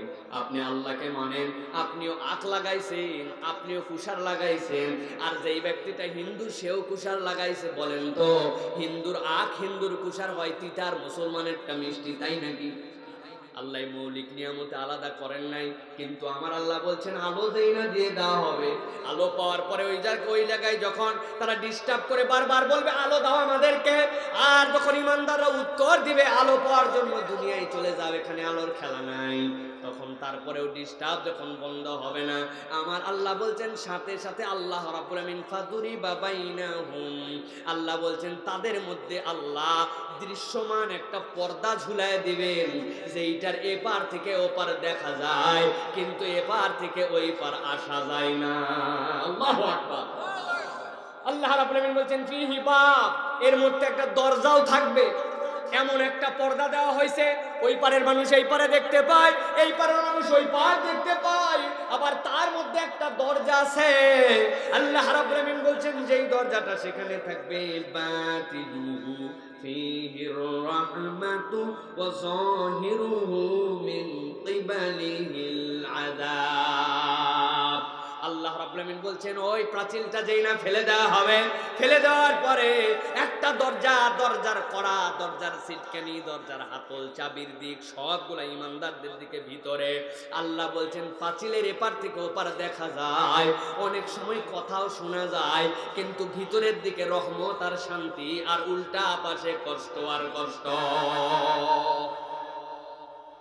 আপনাদের এই সামনে দিয়ে অনেকগুলা বাস যায় দেখবেন, চৈত্র মাসের দিন, কিন্তু বাসটা এপার থেকে ওপার যাত্রীও দেখা যাচ্ছে, ভিতরে যাত্রীরা এমন কষ্ট পাচ্ছে, কিসের কষ্ট, গরমের নয় ঠান্ডার। হেল্পারের কাছে বলতেছে ব্ল্যাঙ্কেট প্লিজ, একটা ব্ল্যাঙ্কেট দেন। চৈত্র মাসের দিনে বাসের ভিতরে বলে চাদর দেন, কম্বল দেন, বাহির দিয়া পানি বের হয়ে যাচ্ছে, ঠান্ডার পানি, হট অ্যান্ড ফুল বাস দেখছেন নাকি? ভিতরে শান্তি, ভিতরে এসি, গ্লাসের বাহিরে আপনি গরম, আপনি এই পার থেকে দেখে কষ্ট পাচ্ছেন, এটা প্রকারান্তরে বোঝানো হলো। আমার আল্লাহ বলছেন ওই ডিস্টার্ব যখন করবে আমি রব্বুল আমিন তাদের মধ্যে একটা আর ফেলে দেব, ইমানদারদের দিকে তার এন্ট্রি থাকবে, দরজা থাকবে। আল্লাহ বলছেন বাতিনুহু ফীহির রাহমা, আমি রব্বুল আমিন ভিতর দিকে তাদের জন্য আলো, ভিতর দিকে তাদের জন্য দয়া, ভিতর দিকে তাদের জন্য আরামের ব্যবস্থা করব। আর ওই বাহির দিকে যারা বারবার ডিস্টার্ব করে আলো চাচ্ছিল, আল্লাহ বলছেন তাদের জন্য কষ্ট আর কষ্টের ব্যবস্থা সেখানেই শুরু হয়ে যাবে। এই পর্যন্ত বুঝছেন? যা বলছে এই পর্যন্ত বুঝতে পেরেছেন তো? এইবার মূল কথায় ঢুকবো, গভীর মনোযোগে বোঝেন। এইগুলা মৌলিক একটা চিত্র, যেই চিত্রের মাধ্যমে আমরা ওই অবস্থাটা দেখলাম, এটার মধ্যে মৌলিক কোনো কথা নাই। মৌলিক কথা হচ্ছে একদলকে আলো দেওয়া হলো, আরেক দল আলো পাইল না, আলো চাইলো, দুনিয়ায় যেতে বলা হলো, ডিস্টার্ব করে পাঁচিল ফেলে দেওয়া হলো। পাঁচিলের ভিতর দিকে ইমানদার যারা নূর নিয়ে আছে, আলো নিয়ে আছে, তারা শান্তি, উল্টা পাশে কষ্ট। আল্লাহ বলছেন এবার দেখো মূল কথা শুরু। আল্লাহ বলছেন যেই নাই পাঁচিল ফেলে দেওয়া হবে, সাথে সাথে ওই পাঁচিলের বাহিরে যারা কষ্টের মধ্যে আছে তারা চিৎকার করতে শুরু করবে।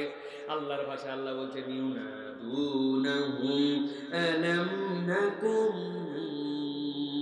মাআকুম, যেই মানুষগুলা বাহিরের দিকে আছে তারা চিৎকার করে করে বড় গলায় একটা কথা কেবল বলতে শুরু করবো, ভাই আজকে তোমাদের কাছে একটু আলো চেয়েছিলাম, কিন্তু তোমরা আলো দিলে না, আমাদেরকে বললে দুনিয়ার দিকে বিদায় হয়ে যাও, সেখান থেকে আলো নিয়ে আসো। এই পর্যন্ত না হয় মানতাম, কিন্তু এখন পাঁচিল দিয়ে দেওয়া হলো, ভিতরে তোমাদের শান্তি, পারে কষ্ট। তারা একটা চিৎকার করে কেবল কথা বলবে আলাম নাকুম মাকুম, কেন আমাদের সাথে এরকম আচরণ করতেছো ভাইয়েরা? আমরা কি দুনিয়ায় তোমাদের একসাথেই চলতাম না? আলাম নাকুম মাকুম, তুমি তো আমার স্বাস্থ্য ভাই দেখা যাচ্ছে, আরে দুইজন তো একই বাজার থেকে বাজার করতাম, আমরা দুইজন তো একই এমপির অধীনে ছিলাম, আমরা দুইজন তো একই অফিসের কর্মচারী, আমরা দুইজন তো একই বাপের সন্তান। আলাম নাকুম মাকুম, আমরা দুইজন কি একসাথে ছিলাম না? যেহেতু দুইজন একসাথে ছিলাম, আজকে এরকম করতেছো কেন? এরকম করতেছো কেন? আজকে একটু আলো দিলে কি সমস্যা? ভালো করে মনে রাখবেন, ওই দিন আলো যারা পাচ্ছে না তাদের মূল কথা হবে আলাম নাকুম মাকুম, আলাম নাকুম মাকুম, তোমারে চিনি তো ভাই, একসাথে চলেছি, একসাথে আমরা বড় হয়েছি, দুই বন্ধু একসাথে সাইকেল নিয়ে যাইতাম, আজকে আমারে চিনতে পারতেছিস না মনে হয়, তোরে তো আমি চিনি, আলাম নাকুম মাকুম, আমরা দুইজন কি একসাথে ছিলাম না? বান্দারা যেই না মাত্র আলোহীনরা যেই না এই কথা বলবে, আমার আল্লাহ রাব্বুল আলামিন ইমানদারদের মুখ দিয়ে চারটা কথা বের করাবেন। আজকে একসাথেই ছিলাম, একসাথেই দুনিয়ায়, আমিও স্বীকার করছি তোমারে আমি চিনি, কিন্তু আজকে আমি আলো পাইলাম আর তুমি আলো হারায় ফেললে। আমার আল্লাহ রাব্বুল আলামিন ইমানদারদের মুখ দিয়ে ওই দিন ওই বান্দাগুলার আলো না পাওয়ার, আল্লাহর এই প্রতিশ্রুতি থেকে বঞ্চিত হওয়ার কারণগুলা আল্লাহ জানায় দিয়েছে। আমার আল্লাহ রাব্বুল আলামিন বলছেন ওই মানুষগুলোর সাথে সাথে বলতে শুরু করবে ক্বালু বালা, ও আলোহীন ওয়ালারা যারা আমাদেরকে ডিস্টার্ব করতেছো, আজকে আমরা কি অস্বীকার গেছি নাকি যে তোমাদেরকে চিনি না? একসাথে ছিলাম না একবারও বলছি নাকি? না না বলি নাই, আমরা তোমাদেরকে চিনি, আমরা তোমাদের সাথেই ছিলাম, একসাথেই চলাফেরা করতাম। ক্বালু বালা, হ্যাঁ হ্যাঁ হ্যাঁ তোমারে চিনবো না মানে? তোমার আমি খুব ভালো করে চিনি, যা চিনা লাগবে তাও চিনি, যা চিনা লাগবে না তাও চিনি, দুনিয়ায় তো চিনতাম। এমন একটা ভাব ভঙ্গি নিয়ে থাকতে মাহফিলের পক্ষে আছে, আল্লাহর পক্ষে আছে, ইসলামের পক্ষে আছে, কিন্তু অফিসে বসে অন্য জায়গায় যাই এর যে বিপক্ষে তুমি কাম চালাইতে, আজকে তো আল্লাহ সেটাও দেখাইছে। চিনি মানে কি? তোর গোষ্ঠী সহ চিনি, এখন ঠিক কিনা? আমার আল্লাহ রাব্বুল আলামিন বলছেন মানুষ বলতে শুরু করবে ক্বালু বালা, হ্যাঁ হ্যাঁ আমরা তোমাদেরকে চিনি। আল্লাহ তাহলে যেহেতু চিনো আলো দাও না কেন? আল্লাহ রাব্বুল আলামিন বলছেন এখন বলে দাও কেন আলো তারা পাচ্ছে না।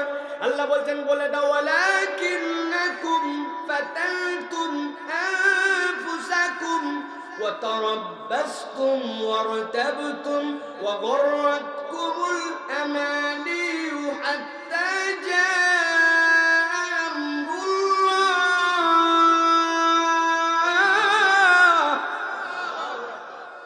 আমার আল্লাহ রাব্বুল আলামিন বলছেন মৌলিক চারটা অপরাধ তোমাদের জীবনে ছিল, সেই চারটা অপরাধের কারণে একসাথে চলেছি, একসাথে থেকেছি, একসাথে বসবাস করেছি, কিন্তু তারপরে আজকে আলো পাচ্ছ না তোমরা। কি চারটা অপরাধ?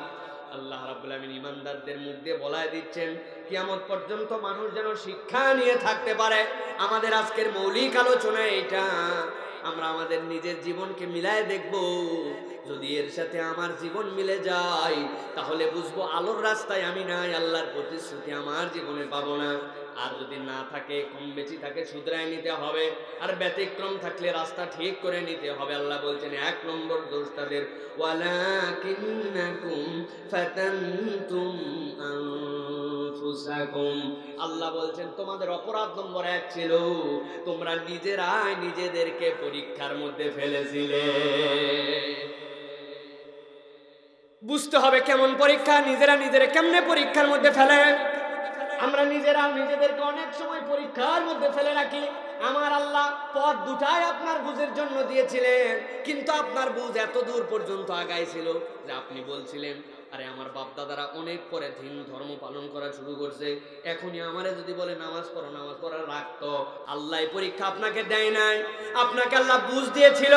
আল্লাহ রাব্বুল আলামিন আপনার জন্য মৌলিক একটা নিয়ামতের বন্দোবস্ত করে রেখেছিল, সেইটা অনুভব করার আপনার যোগ্যতা ছিল, কিন্তু আপনি অনুভব করেন নাই। মানুষ মৌলিক দুইটা ভাবে দুনিয়ার বুকে আহার গ্রহণ করে, একটা আহারের জন্য তার পেরেশানির কোনো শেষ নাই। কেমনে আগামীকালকের খাওয়ার হবে, পরশু দিনের বাজার কি হবে, এই 3 মাসের চাউল কোত্থেকে আসবে, মানুষ পেরেশান আর পেরেশান।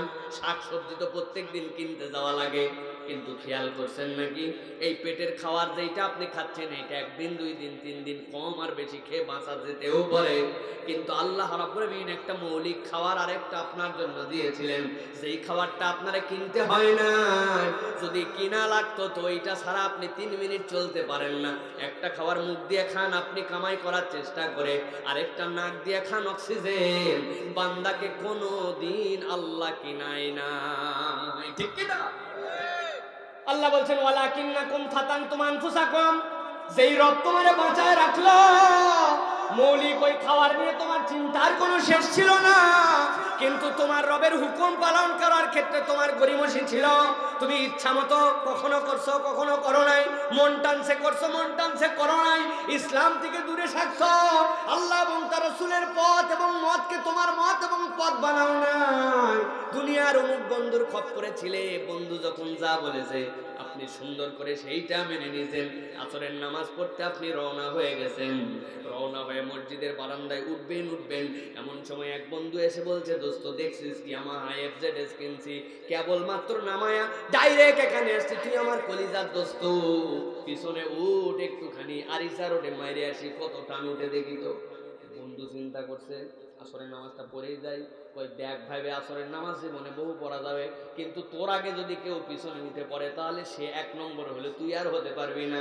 দোস্ত দ্বিধা দ্বন্দ্বে এক সময় নামাজ বাদ দিয়া ওই বন্ধুর পিঠে উঠে বাইকে করে ঘুরে বেড়াইছে। যেই বন্ধু আগে দেখা যায় সিগারেটের গন্ধ সহ্য করতে পারতো না, ওই বন্ধুর খপ্পরে এমন ভাবে পড়ছে, আস্তে আস্তে করে সিগারেট কেনার সাথে সাথে ফার্স্ট কল ডিক্লেয়ার করে দিয়া পাক্কা বিড়িখোর হয়ে গেছে। এইগুলো একটা পরীক্ষা আল্লাহর পক্ষ থেকে ছিল না, আল্লাহ তোমার একটা বিবেক দিয়েছিলেন, তুমি এই বিবেকের ব্যবহার করো নাই। আল্লাহ বলছেন ওয়ালাকিন্নাকুম ফাতানতুম আনফুসাকুম, এই পরীক্ষা আল্লাহর দেওয়া ছিল না, তুমি নিজেই নিজেকে পরীক্ষার মধ্যে ফেলায়া আলো হারাইছো। ঠিক কি না? আপনার হাতে একটা মোবাইল আপনার বাপ মা কিনে দিছে, লাগবে, প্রয়োজন আছে, কিন্তু এই মোবাইলের ব্যবহার বিধি আপনি জানেন, কোনটা দেখলে আল্লাহর কাছে গুনাহ, কোন অঙ্গুল দিয়ে টিপ দিলে আল্লাহর কাছে ধরা খেতে হবে। আপনার সেই বোধের জগৎটা আল্লাহ জাগ্রত করে দিয়েছেন। পাপ করার পরে বলেন আহারে আর করব না, আবার করেন আপনি। আল্লাহ বলছেন এই পরীক্ষা তোমার রব তোমাকে দেয় নাই। ওয়ালা নাবলুওয়ান্নাকুম বিশাইইম মিনাল খাউফি ওয়াল জুউ ওয়া নাকসিম মিনাল আমওয়ালি ওয়াল আনফুসি ওয়াস সামারাত। প্রাকৃতিক একটা দুর্যোগ আসছিল, আইলা আসছে, বড় ঝড় আসছে, আমফান আসছে, তাতে তোমার আমের গাছ ভেঙে গেছে, তোমার ক্ষেতের ক্ষতি হয়ে গেছে, এইটা আল্লাহর পক্ষ থেকে মৌলিক এক পরীক্ষা ছিল। কিন্তু তুমি তোমার জীবনে আল্লাহর নির্দেশ পালন করার ক্ষেত্রে ব্যারিয়ার ছিল না, বাধা ছিল না, কিন্তু তোমার অন্তরের উপাসনা করে তুমি আল্লাহর নির্দেশ পালন করো নাই। এরকম মুসলমান আমাদের সমাজে প্রচুর আছে, ঠিক কি না? আপনার বয়স বাড়তে বাড়তে 50 হয়ে গেল, আল্লাহর নবীর সুন্নাত আপনার মুখের মধ্যে উঠে না, কারণ কি? আমি স্মার্ট লাগবে, আমার চাকরির স্ট্যান্ডার্ডের সাথে যায় না, আমার এই অবস্থার সাথে এখনো হয় নাই, নানান কথা বলে ইসলাম থেকে দূরে থাকে। আপনি নামাজ পড়েন না কেন? কই কেবল আমার বয়স 20-25 বছর, আরো কিছু পরে নামাজ কালাম শিখবো, তারপরে নামাজ ধরবো। নামাজ ধরবে বলে না? আপনার টাকা পয়সা আল্লাহ দিয়ে দিছে, অন্যদিকে আপনি প্রচুর ব্যয় করেন আল্লাহর ঘরে, এখন পর্যন্ত আপনি যান না, এখন পর্যন্ত মক্কা মদিনা আপনাকে টানে না, আপনার হাজার হাজার টাকার সম্পদ মাঠে পড়ে আছে, আপনি পাবলিকরে গল্প দেন আমার কোনো নগদ ক্যাশ ক্যাপিটাল নাই, 2টা মেয়ের বিয়ে বাকি আছে, এই জন্য উনি হজে যায় না, উমরায় যায় না। আরে মিয়া, আল্লাহ রাব্বুল আমিন বলেছেন ফামাস্তাতা মিনকুম, তোমাদের মধ্যে কেউ যদি আল্লাহর ঘর যাওয়া পর্যন্ত সামর্থ্য থাকে, পুরা বছরের খাওয়া দাওয়া যেটা দিয়ে আটকায় না, আপনার জমি এমন জমি আছে 5 বিঘা 3 বিঘা, ওইখান থেকে 2% বেচলে আপনার কোনো লাইফ স্টাইলে এফেক্ট করবে না। আপনি বাইকে ঘুরেন 2 লাখ 3 লাখ 4 লাখ টাকার, ওই বাইক ছাড়া আপনি দিব্যি চলতে পারতেন, দুনিয়ায় বহু মানুষ সাইকেলওয়ালা আছে, ওইটা আপনার ফ্যাশন, শরীয়ত বলতেছে আপনার মৌলিক সম্পদের বাহিরে।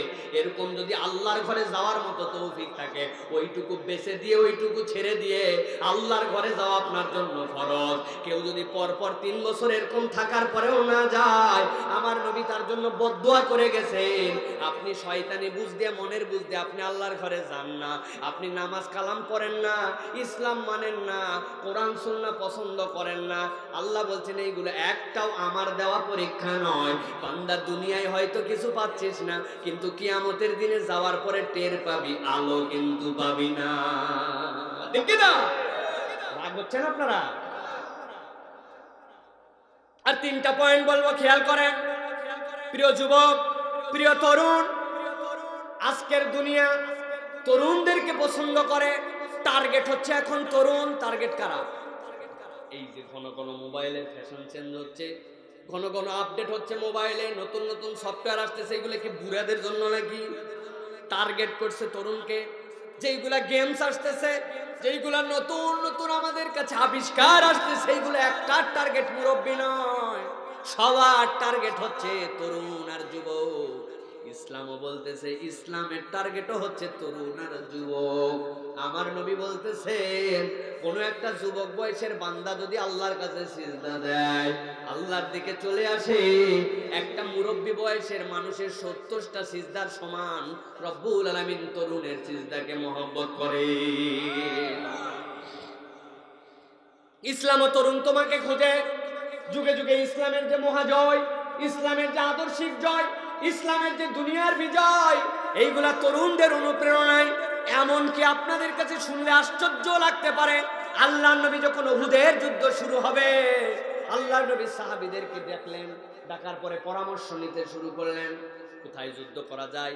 আবু বকর দাঁড়ায় বললেন, ইয়া রাসূলুল্লাহ, যুদ্ধ করতে হলে আমাদেরকে মদিনার ভিতর থেকে করতে হবে, কারণ শত্রুর সংখ্যা জানি না। আক্রমণ করলে আমরা ঘর থেকে ঘর আক্রমণ করব, মহিলারা ছাদের উপরে থাকবে, সেখান থেকে তারা পাথর নিক্ষেপ করবে, সবাই মিলে মেসমার করে দিব। মুরব্বী যত সাহাবী সবার পরামর্শ এইটা, কিন্তু 5-7 জন তরুণ সাহাবী তারা বলেন, ইয়া রাসূলুল্লাহ, বদরে ওদেরকে কি নাকানি সুবানি দিছি দেখে নাই ওরা, এখন যদি আমরা মদিনার ভিতর থেকে যুদ্ধ করি তাইলে কেমনে হলো? আরো কতকগুলা ছিলেন যারা বদরে অংশগ্রহণ করতে পারে না, টকবগে তরুণ।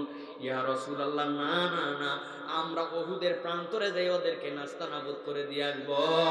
উহুদের প্রাথমিক পর্যায়ে যদিও সেখানে ইসলামের প্রাথমিকভাবে পরাজয় হয়েছিল, কিন্তু আল্লাহর নবী এই তরুণ যুবকদের পরামর্শ গ্রহণ করে, আল্লাহর নবী তাদেরকে এত পছন্দ করতেন, আবু বকর ওমরের মশওয়ারা না গ্রহণ করে এইগুলা বেশি সংখ্যক হওয়ার কারণে তরুণদের পরামর্শে আল্লাহর নবী উহুদে যুদ্ধে গেছে।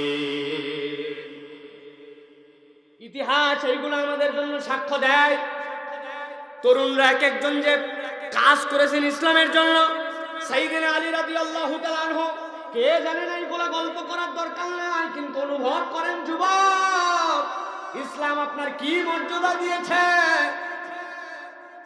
অবরোধ করে রাখলেন, আল্লাহ নবী সাল্লাল্লাহু আলাইহি সাল্লাম তাদেরকে সুযোগ দেওয়া হলো, হয় আত্মসমর্পণ করো, নইলে শেষ করে দেওয়া হবে। তোমরা বারবার মদিনায় থেকে মদিনার শত্রুদের সাথে হাত মিলাই তোমরা অপদস্থ করো, ওটা কথা শোনে না। শেষ পর্যন্ত দুর্গের দরজায় আলী রাদিয়াল্লাহু তাআলা গেলেন, যাওয়ার পরে এক হাসকাটানে দুর্গের দরজা আলাদা করে ফেলছেন, বাম হাতে ওইটাকে ঢাল বানায়া ডান হাতে তলোয়ার দিয়ে যুদ্ধ করছেন। মুসলমানদের যুদ্ধ জয় হয়ে গেছে। সাইয়েদনা আলী রাদিয়াল্লাহু তাআলা কেন পরের দিন সাহাবীরা গেছেন, আলী, আমরা দেখলাম ওই চৌকাঠ উঁচু করে তুমি যুদ্ধের ক্ষেত্রে ঢাল হিসেবে ব্যবহার করছো, চলো তো আরেকবার উঁচু করে দেখাও তো। পরের দিন যাওয়ার পরে সাইয়েদনা আলী সেই ঢাল উঠানো তো দূরের কথা, তার সরষা পর্যন্ত উঠানোর ক্ষমতা রাখেন নাই। কিন্তু ওই দিন আল্লাহর জন্য, আল্লাহর নবীর জন্য আল্লাহ রাব্বুল আলামিন তার মধ্যে এমন একটা পাওয়ার ঢুকায় দিয়েছেন, আল্লাহ রাব্বুল আলামিন দুনিয়ায় থাকতে নবীর মুখ দিয়া ওই তরুণ আলীকে আসাদুল্লাহ বলেছে, ঠিক কি না? এটা কোনো মুরব্বির অবদান নয়। এই জন্য হে তরুণ, ইসলাম তোমাকে চাই, তুমি ইসলামের দিকে আসো। আল্লাহ রাব্বুল আলামিন বলছেন, ওই দিন তুমি তো আলো চাইবা, নাক্তাবিস মিন নূরিকুম বলবা, কিন্তু আলো হারায় ফেলবা। দুনিয়ায় যেই পরীক্ষা আল্লাহ তোমারে দেয় নাই, খবরদার খবরদার নিজেকে এরকম পরীক্ষার মধ্যে ফেলো না। পরীক্ষার মধ্যে আমরা নিজেদেরকে ফেলে রাখি, অনেক সময় নিজেদেরকে পরীক্ষার মধ্যে ফেলি।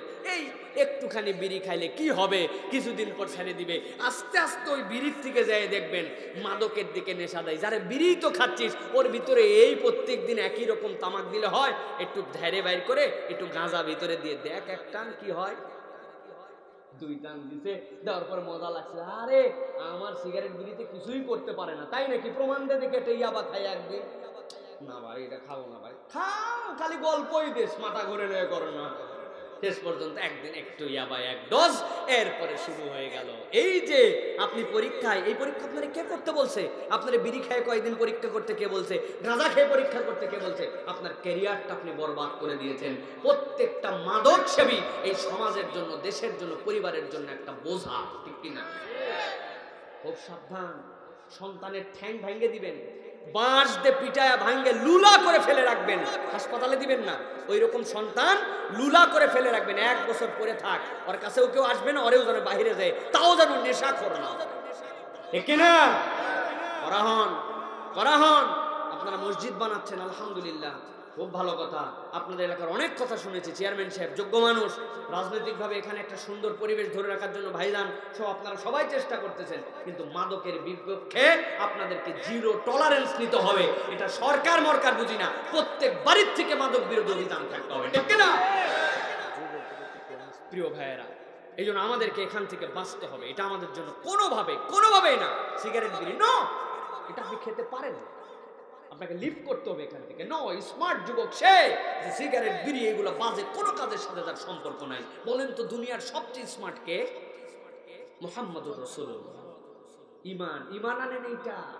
আপনি কি শাহরুখ খান আর সাকিব আল হাসান বাংলাদেশের জান বানাইছেন? আন্দাজি বললে হবে নাকি? আপনাকে ইমান রাখতে হবে। আমার রসুলের থেকে স্মার্ট মানুষ পৃথিবীতে নেই, ঠিক কিনা? এটাই ইমান। এটা যদি আপনি বিশ্বাস না করেন, আপনার ইমান পূর্ণ হবে না। আল্লাহ রাব্বুল আলামিন সার্টিফিকেট দিয়েছেন, আল্লাহ রাব্বুল আলামিন জানিয়েছেন যে আমি তাকে উত্তম চরিত্রের উপর অধিষ্ঠিত করেছি। তার চলা পৃথিবীর বেস্ট চলা, তার পড়া পৃথিবীর বেস্ট পড়া, তার আচরণ পৃথিবীর বেস্ট আচরণ, তার স্টাইল পৃথিবীর বেস্ট স্টাইল, তার আখলাক পৃথিবীর বেস্ট আখলাক। সো আপনাকে সেই আখলাক বলা হতে হবে। সেই রসুল বলছেন কখনো মাদকতা এগুলো কোনোটার সাথে কোনো ইমানদারের সম্পর্কই থাকতে পারে না। আপনি বিড়ি কিনেন কেমন করে? তাও মাদক তো অনেক পরের কথা, এর সাথে আপনারা আছেন আপনারা মাদকের সাথে আছেন আপনারা যুবকেরা? এটার সাথে আমাদের কোনো সম্পর্ক নাই। রাজি আছেন আপনারা? এখানে যদি কেউ সিগারেট খেয়ে থাকেন, আজকে ওয়াদা করতে হবে যে হুজুর আজকের থেকে আল্লাহর কসম, আল্লাহকে সাক্ষী রেখে বললাম এটা ছাড়লাম। পারবেন? হাত তুলতে পারবেন? আর সিগারেট কোনোদিনও ধরাবেন না, খাবেন না। পারবেন আপনারা? পারবেন? শখ করেও না পারবেন আপনারা? আল্লাহ কবুল করুন, আল্লাহুম্মা আমিন। কখন এই জবান, আল্লাহু আকবার, এই জবানের কি দাম! এই জবান হচ্ছে আপনার জন্য এমন, আল্লাহ এমন ক্রাইটেরিয়া সৃষ্টি করছেন। আর রহমান আল্লামাল কোরআন, খলাকাল ইনসান আল্লামাহুল বায়ান। এই জবান, এই যে মুখ, এটা আল্লাহ রাব্বুল আলামিন নিজের মায়া ভরা সৃষ্টি। মানুষের মুখ আল্লাহ নিজের হাতে সৃষ্টি, সুবহানাল্লাহ। আপনি সেই মুখ দিয়ে কেমন করে হারাম খান? কেমন করে আপনি নাপাক ছুঁয়ে দেখেন? করা যাবে না প্রিয় ভাই। সংক্ষেপে বোঝেন, 1 নম্বর তাহলে অপরাধ তাদের ছিল আলো না পাওয়ার। তারা নিজেরা নিজেদেরকে পরীক্ষার মধ্যে ফেলতো। নিজেদেরকে কোনো পরীক্ষার মধ্যে ফেলা যাবে না। আল্লাহ রাব্বুল আলামিন যে হুকুম, আল্লাহর যে নির্দেশনা, এই নির্দেশগুলো নিজেদের জীবনে বাস্তবায়ন করতে হবে। আল্লাহ বলছেন 2 নম্বর তাদের অপরাধ ছিল ওয়াতারাব্বাসতুম, ওই মানুষগুলা অপেক্ষার প্রহরকে দীর্ঘায়িত করত, নিজেদেরকে অপেক্ষা করাতো আর বলতো, নিজেদেরকে প্রবোধ দিত। নামাজ পড়েন ভাই, কয় আজকে কি বার? কয় বুধবার। আল্লাহ চাহে তো এই যে বৃহস্পতিবার, শুক্রবার জুম্মার থেকে নামাজ ধরছি আর জীবনে ছাড়বো না, বলে কিনা? তবলিগের ভাইরা দাওয়াত দেয়, ওনাদেরকে বলে কখন থেকে ধরে? ইনশাল্লাহ মাগরিব। আর ইনশাল্লাহ কোনোদিন শেষ হয় না, টাউট ইনশাল্লাহ আছে না? খালি বলে ইনশাল্লাহ নামাজ ধরে না। ও অপেক্ষা করায়। আল্লাহ বলতেছেন আলো না পাওয়ার কারণ বুঝো, ওই দিন আমি ওই পাঁচিল দিয়া ভিতরে ঢুকাবো, আরেক দলকে কষ্ট দিব, ওই দিন আলো হারাবে। এখন থেকেই দেখো তো, তুমিও এরকম অপেক্ষা করাও নাকি? কথায় আমাদের অপেক্ষা। মুরব্বী, আপনি এখন পর্যন্ত আল্লাহর দিকে এসে গীবত গিল্লাটা বাদ দিতে পারেন নাই কেন? কয় বদ অভ্যাস হয়ে গেছে বাবা, বলতে হয়। তবে ইনশাল্লাহ আমি নিয়ত করছি এইবার হজে যাব, হজের থেকে ফেরার পরে দেখবি আমি কেমন ফেরেশতা হয়ে যাই। আছে না ভাই?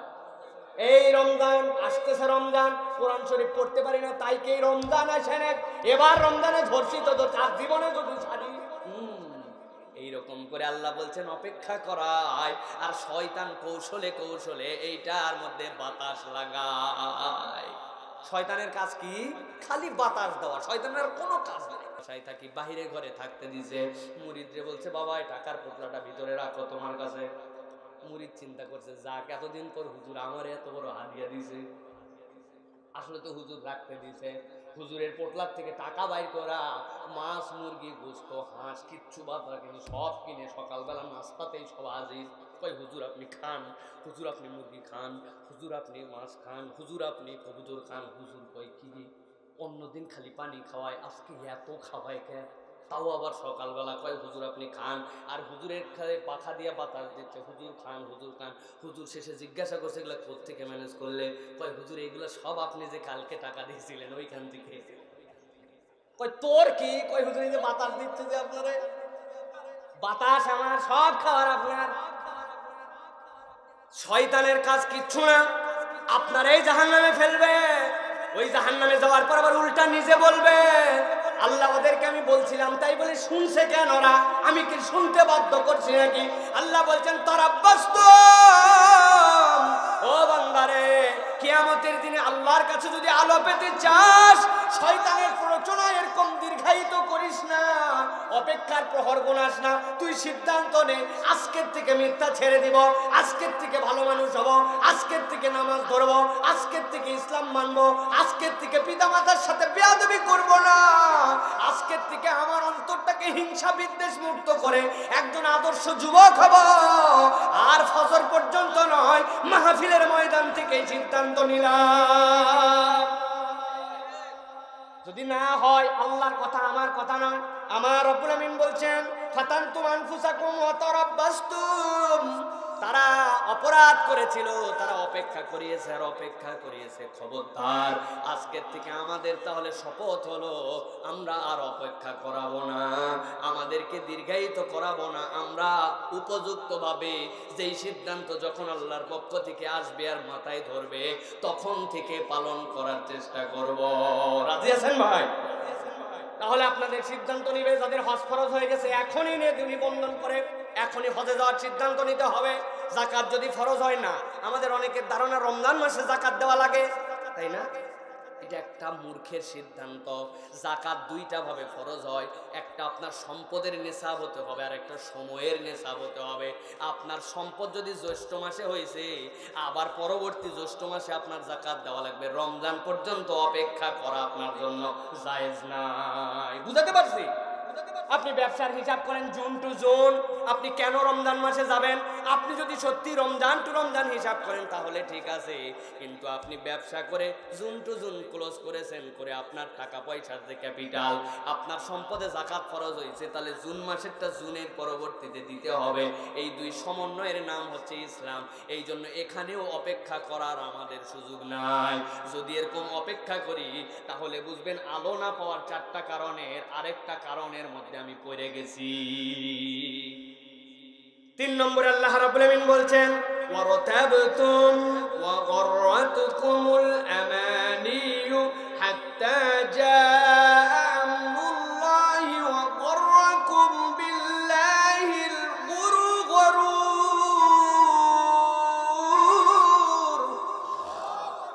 আমার আল্লাহ রাব্বুল আমিন বলছেন ওই মানুষগুলা যেই দোষগুলা করছিল, ওই মানুষগুলো আল্লাহ রাব্বুল আমিনের কাছে বারবার বলার পরেও ওই মানুষগুলো ওয়ারতাবতুম, তাদের আরেকটা দোষ ছিল আল্লাহর বিধিবিধান নিয়ে তারা সন্দেহ করত। কি করত?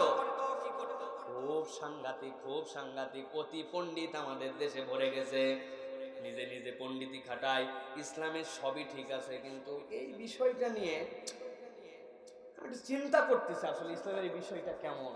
উনি পণ্ডিতি খাটাচ্ছে, আল্লাহ রাব্বুল আমিন বলছেন কিছুই বুঝে না, কিন্তু ইসলামের বিধান নিয়ে সন্দেহ করে, নানানভাবে শয়তান তার মধ্যে উস্কাইয়া দেয়। খবরদার খবরদার, ইসলামের বিধান নিয়ে সন্দেহ করলে একুল উকুল দুকুল হারাবে, দুনিয়াতেও বেঈমান হবে, ওই পারে যাওয়ার পরেও আলো পাবে না। কথাটা মাথায় কাজ করে নাই আপনাদের? একটু খুলে বলি, ভালো করে বোঝেন। আল্লাহ রাব্বুল আলামিনের দেওয়া দুনিয়ার বুকে দণ্ডবিধি আছে কি নাই? কথা বলেন।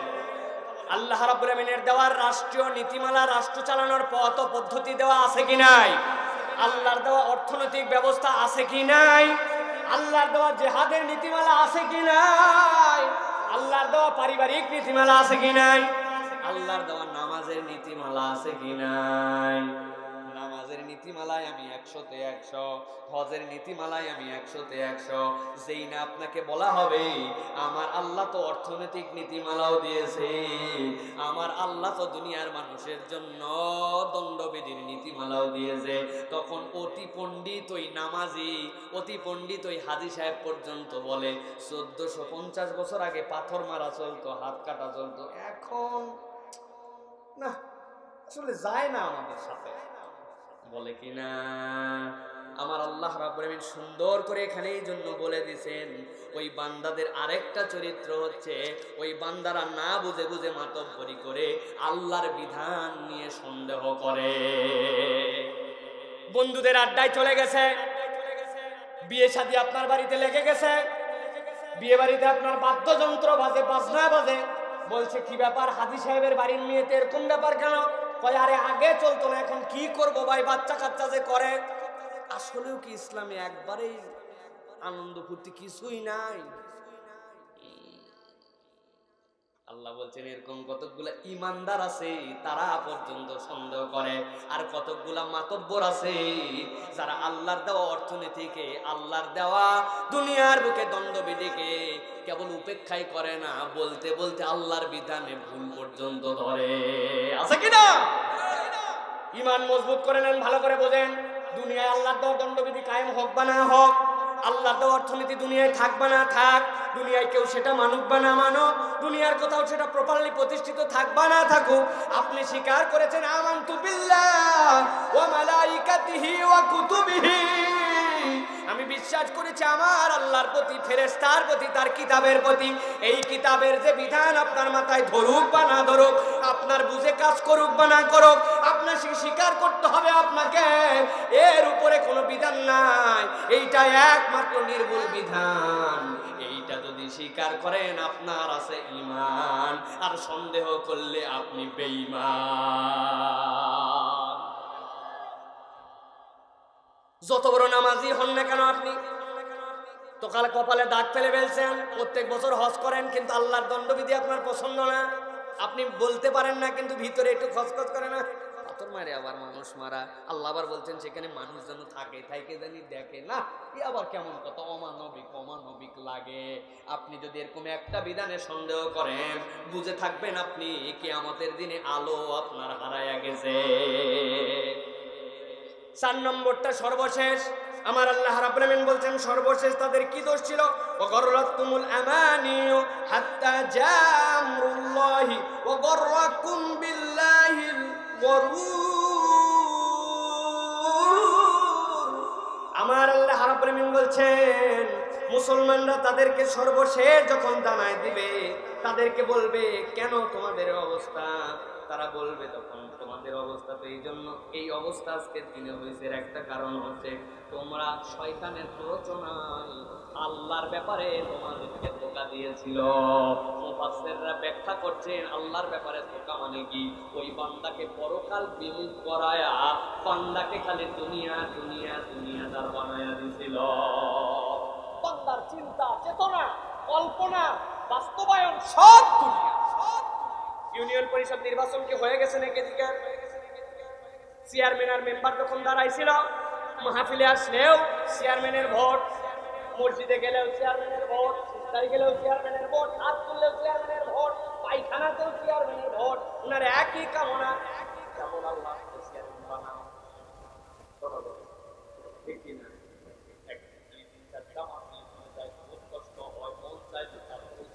চেয়ারম্যান হওয়ার জন্য জনগণের অর্জন লাগবে,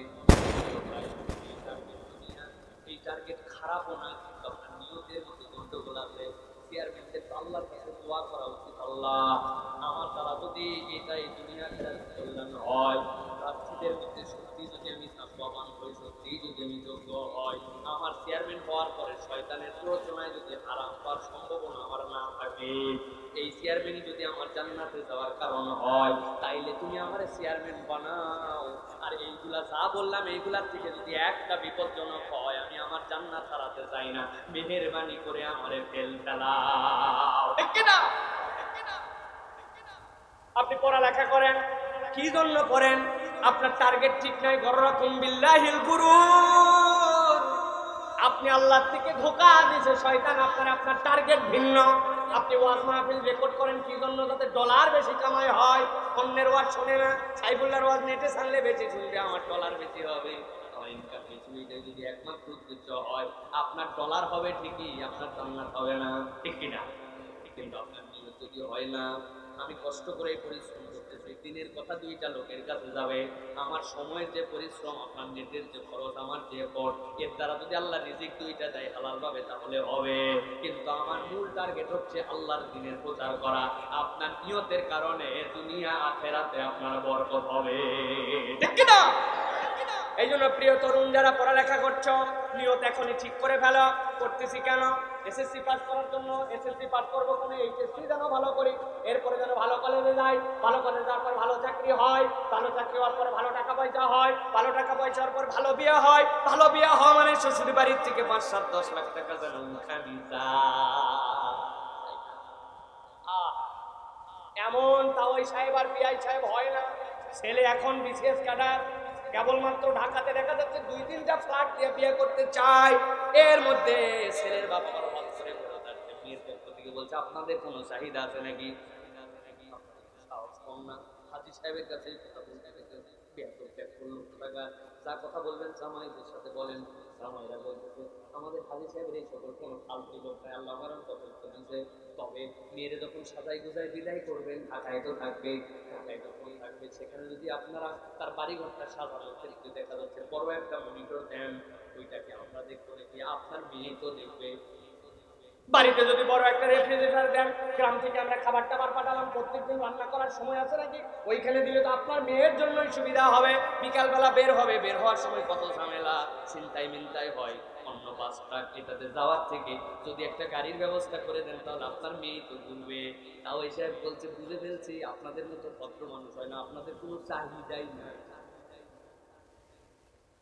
এরকম হারাম খাওয়ার প্রিপারেশন, হারাম খোর, এরকম যৌতুক খোর, এরকম মুসলমান আছে কি নাই?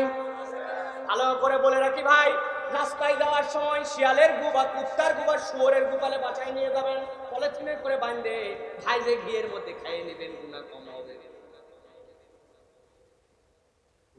কি নাপাক কথা বললেন, শুয়োরের গু ঘিয়ের মধ্যে ভাজে খাওয়া হচ্ছে। আপনি ধরেন ভুল করে এরকম একটা কাজ করে ফেলছেন, ফজরের সময় মনে হচ্ছে আল্লাহ নাউযুবিল্লাহ কি গুনার কাজ করছি, মাথা ঠিক ছিল না, আল্লাহ মেহেরবানি করে আমাকে মাফ করে দাও, জীবনে কোনোদিনই হারাম খাবো না। আমার আল্লাহ তৎক্ষণাৎ বান্দা তওবা কবুল করে মাফ করে দিবে।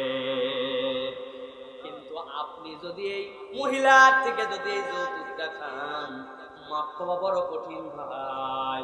আপনি ওই বান্দার হক নষ্ট করেছেন, আল্লাহর নির্দেশের খেলাফ করেছেন, রাসূলুল্লাহর বিধানকে লঙ্ঘন করেছেন, ওই মেয়ের সাথে আপনি অনধিকার চর্চা করেছেন, ওই মেয়ের বাপের থেকে আপনি বান্দার হক নষ্ট করার গুনায় শামিল হয়েছেন। আপনি যতক্ষণ এইগুলা ফেরত দিয়া, এইগুলার বদলা দিয়া, মাপ চেয়ে তাদের থেকে ক্ষমা না নিবেন, আমার আল্লাহ আপনার ইবাদত বন্দেগী পর্যন্ত কবুল করবে কিনা সন্দেহ আছে, ঠিক কিনা? সুতরাং খুব সাবধান হয়ে যান। আমার আল্লাহ রাব্বুল আমিন এই জন্য বলেছেন, এই মানুষগুলার দোষ কি ছিল? কিছুই ছিল না। ওই মানুষগুলার বিবেক টিবেক সবই ঠিক ছিল, কিন্তু ওয়ারতাবতুম, তার আল্লাহর বিধানকে সন্দেহ করছে, নিলে কি হবে? আল্লাহ তো দুনিয়ায় কিছুই করে না, কত লোকই তো নিচ্ছে, আমি যদি নেই এটা তো দিয়েই থাকে, সামাজিক কালচার হয়েই গেছে। হাজার যুক্তি দিয়েছেন। আল্লাহ রাব্বুল আমিন বলছেন ওয়াগরাতকুমুল আমানিয়ু হাত্তা জা'আমরুল্লাহি ওয়া গরাকুম বিল্লাহিল গরুর।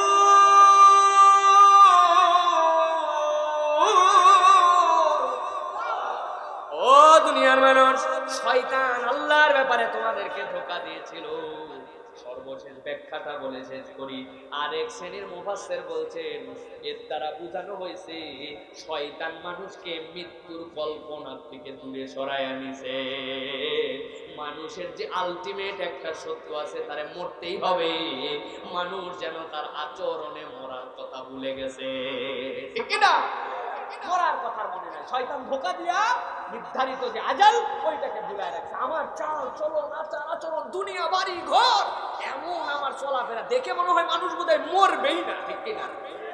80 বছর 70 বছর বয়স, লাখ লাখ টাকা কামাই এক পর্যায়ে পারে, তাও তার স্বপ্ন শেষ হয় নাই। বাড়ির উপরে 4খানা শীত বাইর করে রাখছে, সুযোগ পাইলে আর একটা সাপ তুলে দেবে, তাই না? স্বপ্ন আর স্বপ্ন মানুষের মতো বড় করতেছে, ছোট থেকে বড় মরার আগ পর্যন্ত। গররাকুম বিল্লাহিল গরুর। আল্লাহ বলছেন চূড়ান্ত সত্য তো তোমার জন্য মৃত্যু, ওইটাকে সামনে রেখে হিসাব করো। আমাদের মনে যে অশান্তি, অশান্তি তো দূর করতে চাই, শান্তি পেতে চাই, কিন্তু নাই কেন? চোখ উপর দিকে, চোখ নিচে নামান, চোখ নিচে নামান। আমার একটা সাইকেল আছে, আল্লাহ কারো তো ঠ্যাং নাই, আমি তো সাইকেল চালাতে পারি, আমার মোটর সাইকেল নাই, ঠিক আছে, আমার তো কারো ঠ্যাং নাই, ও সাইকেল চালাবে কেমন করে? আপনার তখন কি আর মনের মধ্যে অশান্তি থাকতে পারে? গরিব মানুষের বাড়িতে বেশি করে যাবেন, খালি বড় লোকের বাড়িতে যাবেন না। বড় লোকের বাড়িতে গেছে, সোফা দেখছে, দেখে মাথা খারাপ হয়ে গেছে, স্বামীর কাছে আছে, বলছে কি আমাদের বাড়ির সোফা রে, আরে ওই বাড়ির সোফা দেখলাম হয়ে গেছে, কি সোফা? আপনি চিন্তা করেন, গরিব মানুষের বাড়িতে গেছেন, খাটের মধ্যে বসতে দিচ্ছে, ওরা সোফা চেয়ারও নাই, চৌকির উপরে বসেন। আপনি তখন চিন্তা করবেন, আল্লাহ আমার একটা ভাঙ্গা চূড়া সোফা হলেও আছে, চেয়ার নাই। আপনার চোখটা তখন, অন্তরটা তখন শান্তি হয়ে যাবে। এই জন্য আপনার দৃষ্টিকে নিচের দিকে তাকান। আপনার ছেলে 10 হয়েছে, 12 হয়েছে, আপনি বকা দেন, ভালো করতে পারেন, আপনি চিন্তা করেন আরে কত ছেলে মূর্খ রয়ে গেছে, চান্সই পায় নাই, পড়তে পারে, আপনার ছেলে তো টিকে আছে, আলহামদুলিল্লাহ। মনকে তৃপ্তি দেন, মুখের সাপ, মুখের দাম, আরে মোবাইল, এটা তো প্রতিযোগিতার মধ্যে ফেলে দিছে, মোবাইল মোবাইল মোবাইল। আরে কত অন্ধ আছে, ও বাটনটা পর্যন্ত ব্যবহার করতে পারে না, কোনোদিন কিছু দেখতেই পারে না। তোমার তো একটা কোন রকম দেখা যায়, এরকম কিছু আছে, তুমি তোমার চোখের শুকরিয়া করছো। এইভাবে আপনি যদি মনকে বুঝতেন আর আলো পাওয়ার জন্য প্রচেষ্টা লাগান। পুরা কথার সামারি করে দেই, 2 মিনিটে খেয়াল করেন। আল্লাহ রাব্বুল সূরা হাদীদ 57 নম্বর সূরা 12 থেকে 15 নম্বর আয়াত পড়বেন। আল্লাহ বলছেন ওই দিন দেওয়ার পর ঈমানদারদেরকে আলো দেওয়া হবে, আলো পাওয়ার সাথে সাথে জান্নাতের দিকলা, জান্নাতের বর্ণনায় পায়ের নিচে নহর, ঢুকলে আর বের করবে না। আল্লাহ রাব্বুল আলামিন বলছেন চূড়ান্ত সফলতার ঘোষণা। সাথে সাথে মুনাফিক যারা ছিল দুনিয়ার বুকে বলছে মুখে মুখে আল্লাহ রাসূল, কিন্তু অন্তরের মধ্যে তার বিশ্বাস নাই, ওরা দৌড়ে এসে বলবে ভাই কই যাও তোমরা, আমাদেরকে একটু আলো দাও। মুসলমানেরা, ইমানদারেরা ফরমেশে যাবে, খবরদার ডিস্টার্ব করবি না, যা দুনিয়ার থেকে আলো নিয়ে। ওরা তো জানে যে দুনিয়ায় আলো পাওয়া যাবে না, যাওয়াও যাবে না, খুব লেলপার মতো ধরবে। তখন আল্লাহ একটা পর্দা ফেলবেন, ভিতর দিকে শান্তি আলোওয়ালারা, বাহির দিকে কষ্টওয়ালারা। তখন বলবে ভাই আলাদা করলি কেন, তোদের সাথেই তো থাকতাম, আমি তোর চাচতো ভাই, একই মসজিদে 2-1 বার দেখা হয়েছিল ভাই, কত তোর সাথে সালাম বিনিময় করছিলাম ভাই, আজকে ভুলে যাস না ভাই। বলবে যে হ্যাঁ চিনি তো তোমাদেরকে, কিন্তু তোমরা যে আলো হারাইছো 4টা কারণ। কয়টা? জোরে বলেন কয়টা? 1 নম্বরে তাদের অপরাধ ছিল, তারা দুনিয়ার বুকে আল্লাহ রাব্বুল আলামিনের এই যে বিধিবিধান যেগুলা ছিল, এই বিধিবিধানের ক্ষেত্রে তাদের কোনো ভ্রুক্ষেপ ছিল না, ভ্রুক্ষেপ ছিল না তাদের। 2 নম্বরে যেই পরীক্ষা আল্লাহ তাদেরকে করার নাই, ওই পরীক্ষায় নিজেরা নিজেদেরকে ফেলে রেখেছিল। 3 নম্বরে তারা অপেক্ষা করেছে, ধরলাম বলে, করলাম বলে, কালকে থেকে করবো, এই শুরু করলাম, দাঁড়িয়ে রেখে দিলাম, এই নামাজ পড়বো, এই হারাম কথা বাদ দিয়ে দিব, এই ভালো মানুষ হয়ে যাব, এই যে নানান প্রতারণায় তারা এরকম করে নিজেদেরকে নিমজ্জিত রেখেছিল। আরেকটা অপরাধ কি ছিল? পণ্ডিতি খাটায়া আল্লাহর বিধানের উপর নিজেদের মতামত দিত, আল্লাহর বিধানকে নানান এক্সকিউজ দেখায়া সন্দেহ করত। আর পরকালমুখী জীবন তাদের ছিল না, দুনিয়াদার হয়ে মৃত্যুর কথা ভুলে থাকতো। এই 4টা অপরাধে আমরা সেদিন আলো হারাবো। আমরা আলো হারাতে চাই না, আমরা আলোওয়ালা হতে চাই, ঠিক কিনা? কারা আলো পেতে চান হাত তুলে আল্লাহকে দেখান। আলোওয়ালাদের মনে হিংসা থাকবে, আলোওয়ালাদের মুখে মিথ্যা থাকবে। হাত তুলতে কষ্ট হচ্ছে বাবা, তো বাইর করেন না কেন? আল্লাহর ক্যামেরা একটু ভিডিও হোক। কি চাদরের মধ্যে ঢুকে হালাইছেন? 2 হাত তোলেন, সোজা করেন। আর এটা হাতেরও হক আছে আল্লাহর কাছে, তুলছেন? হ্যাঁ, আলোওয়ালারা মিথ্যা কথা বলবে, আলোওয়ালা মদ বিড়ি খাবে, আলোওয়ালারা পরস্পরের মধ্যে হিংসা বিদ্বেষ করবে, আলোওয়ালারা চোখ দিয়ে হারাম দেখবে, আলোওয়ালারা নামাজ বাদ দিবে, আলোওয়ালারা ইসলাম অপছন্দ করবে, আলোওয়ালারা কি অপরকে হিংসা করবে? আমরা স্বীকার করেছি। তাহলে আল্লাহর কাছে আমরা বলে দেই যে আল্লাহ তুমি এই যোগ্যতাগুলা, কোয়ালিটিগুলো আমাদের মধ্যে দান করো। বলেন আল্লাহুম্মা আমিন। চিৎকার করে বলেন নারায়ে তাকবীর, নারায়ে তাকবীর। আল্লাহ কবুল করুন, আল্লাহুম্মা আমিন। ওয়া মা আলাইনা ইল্লাল বালাগ। হাযা মা ইনদি ওয়াল ইলমু ইনদাল্লাহ।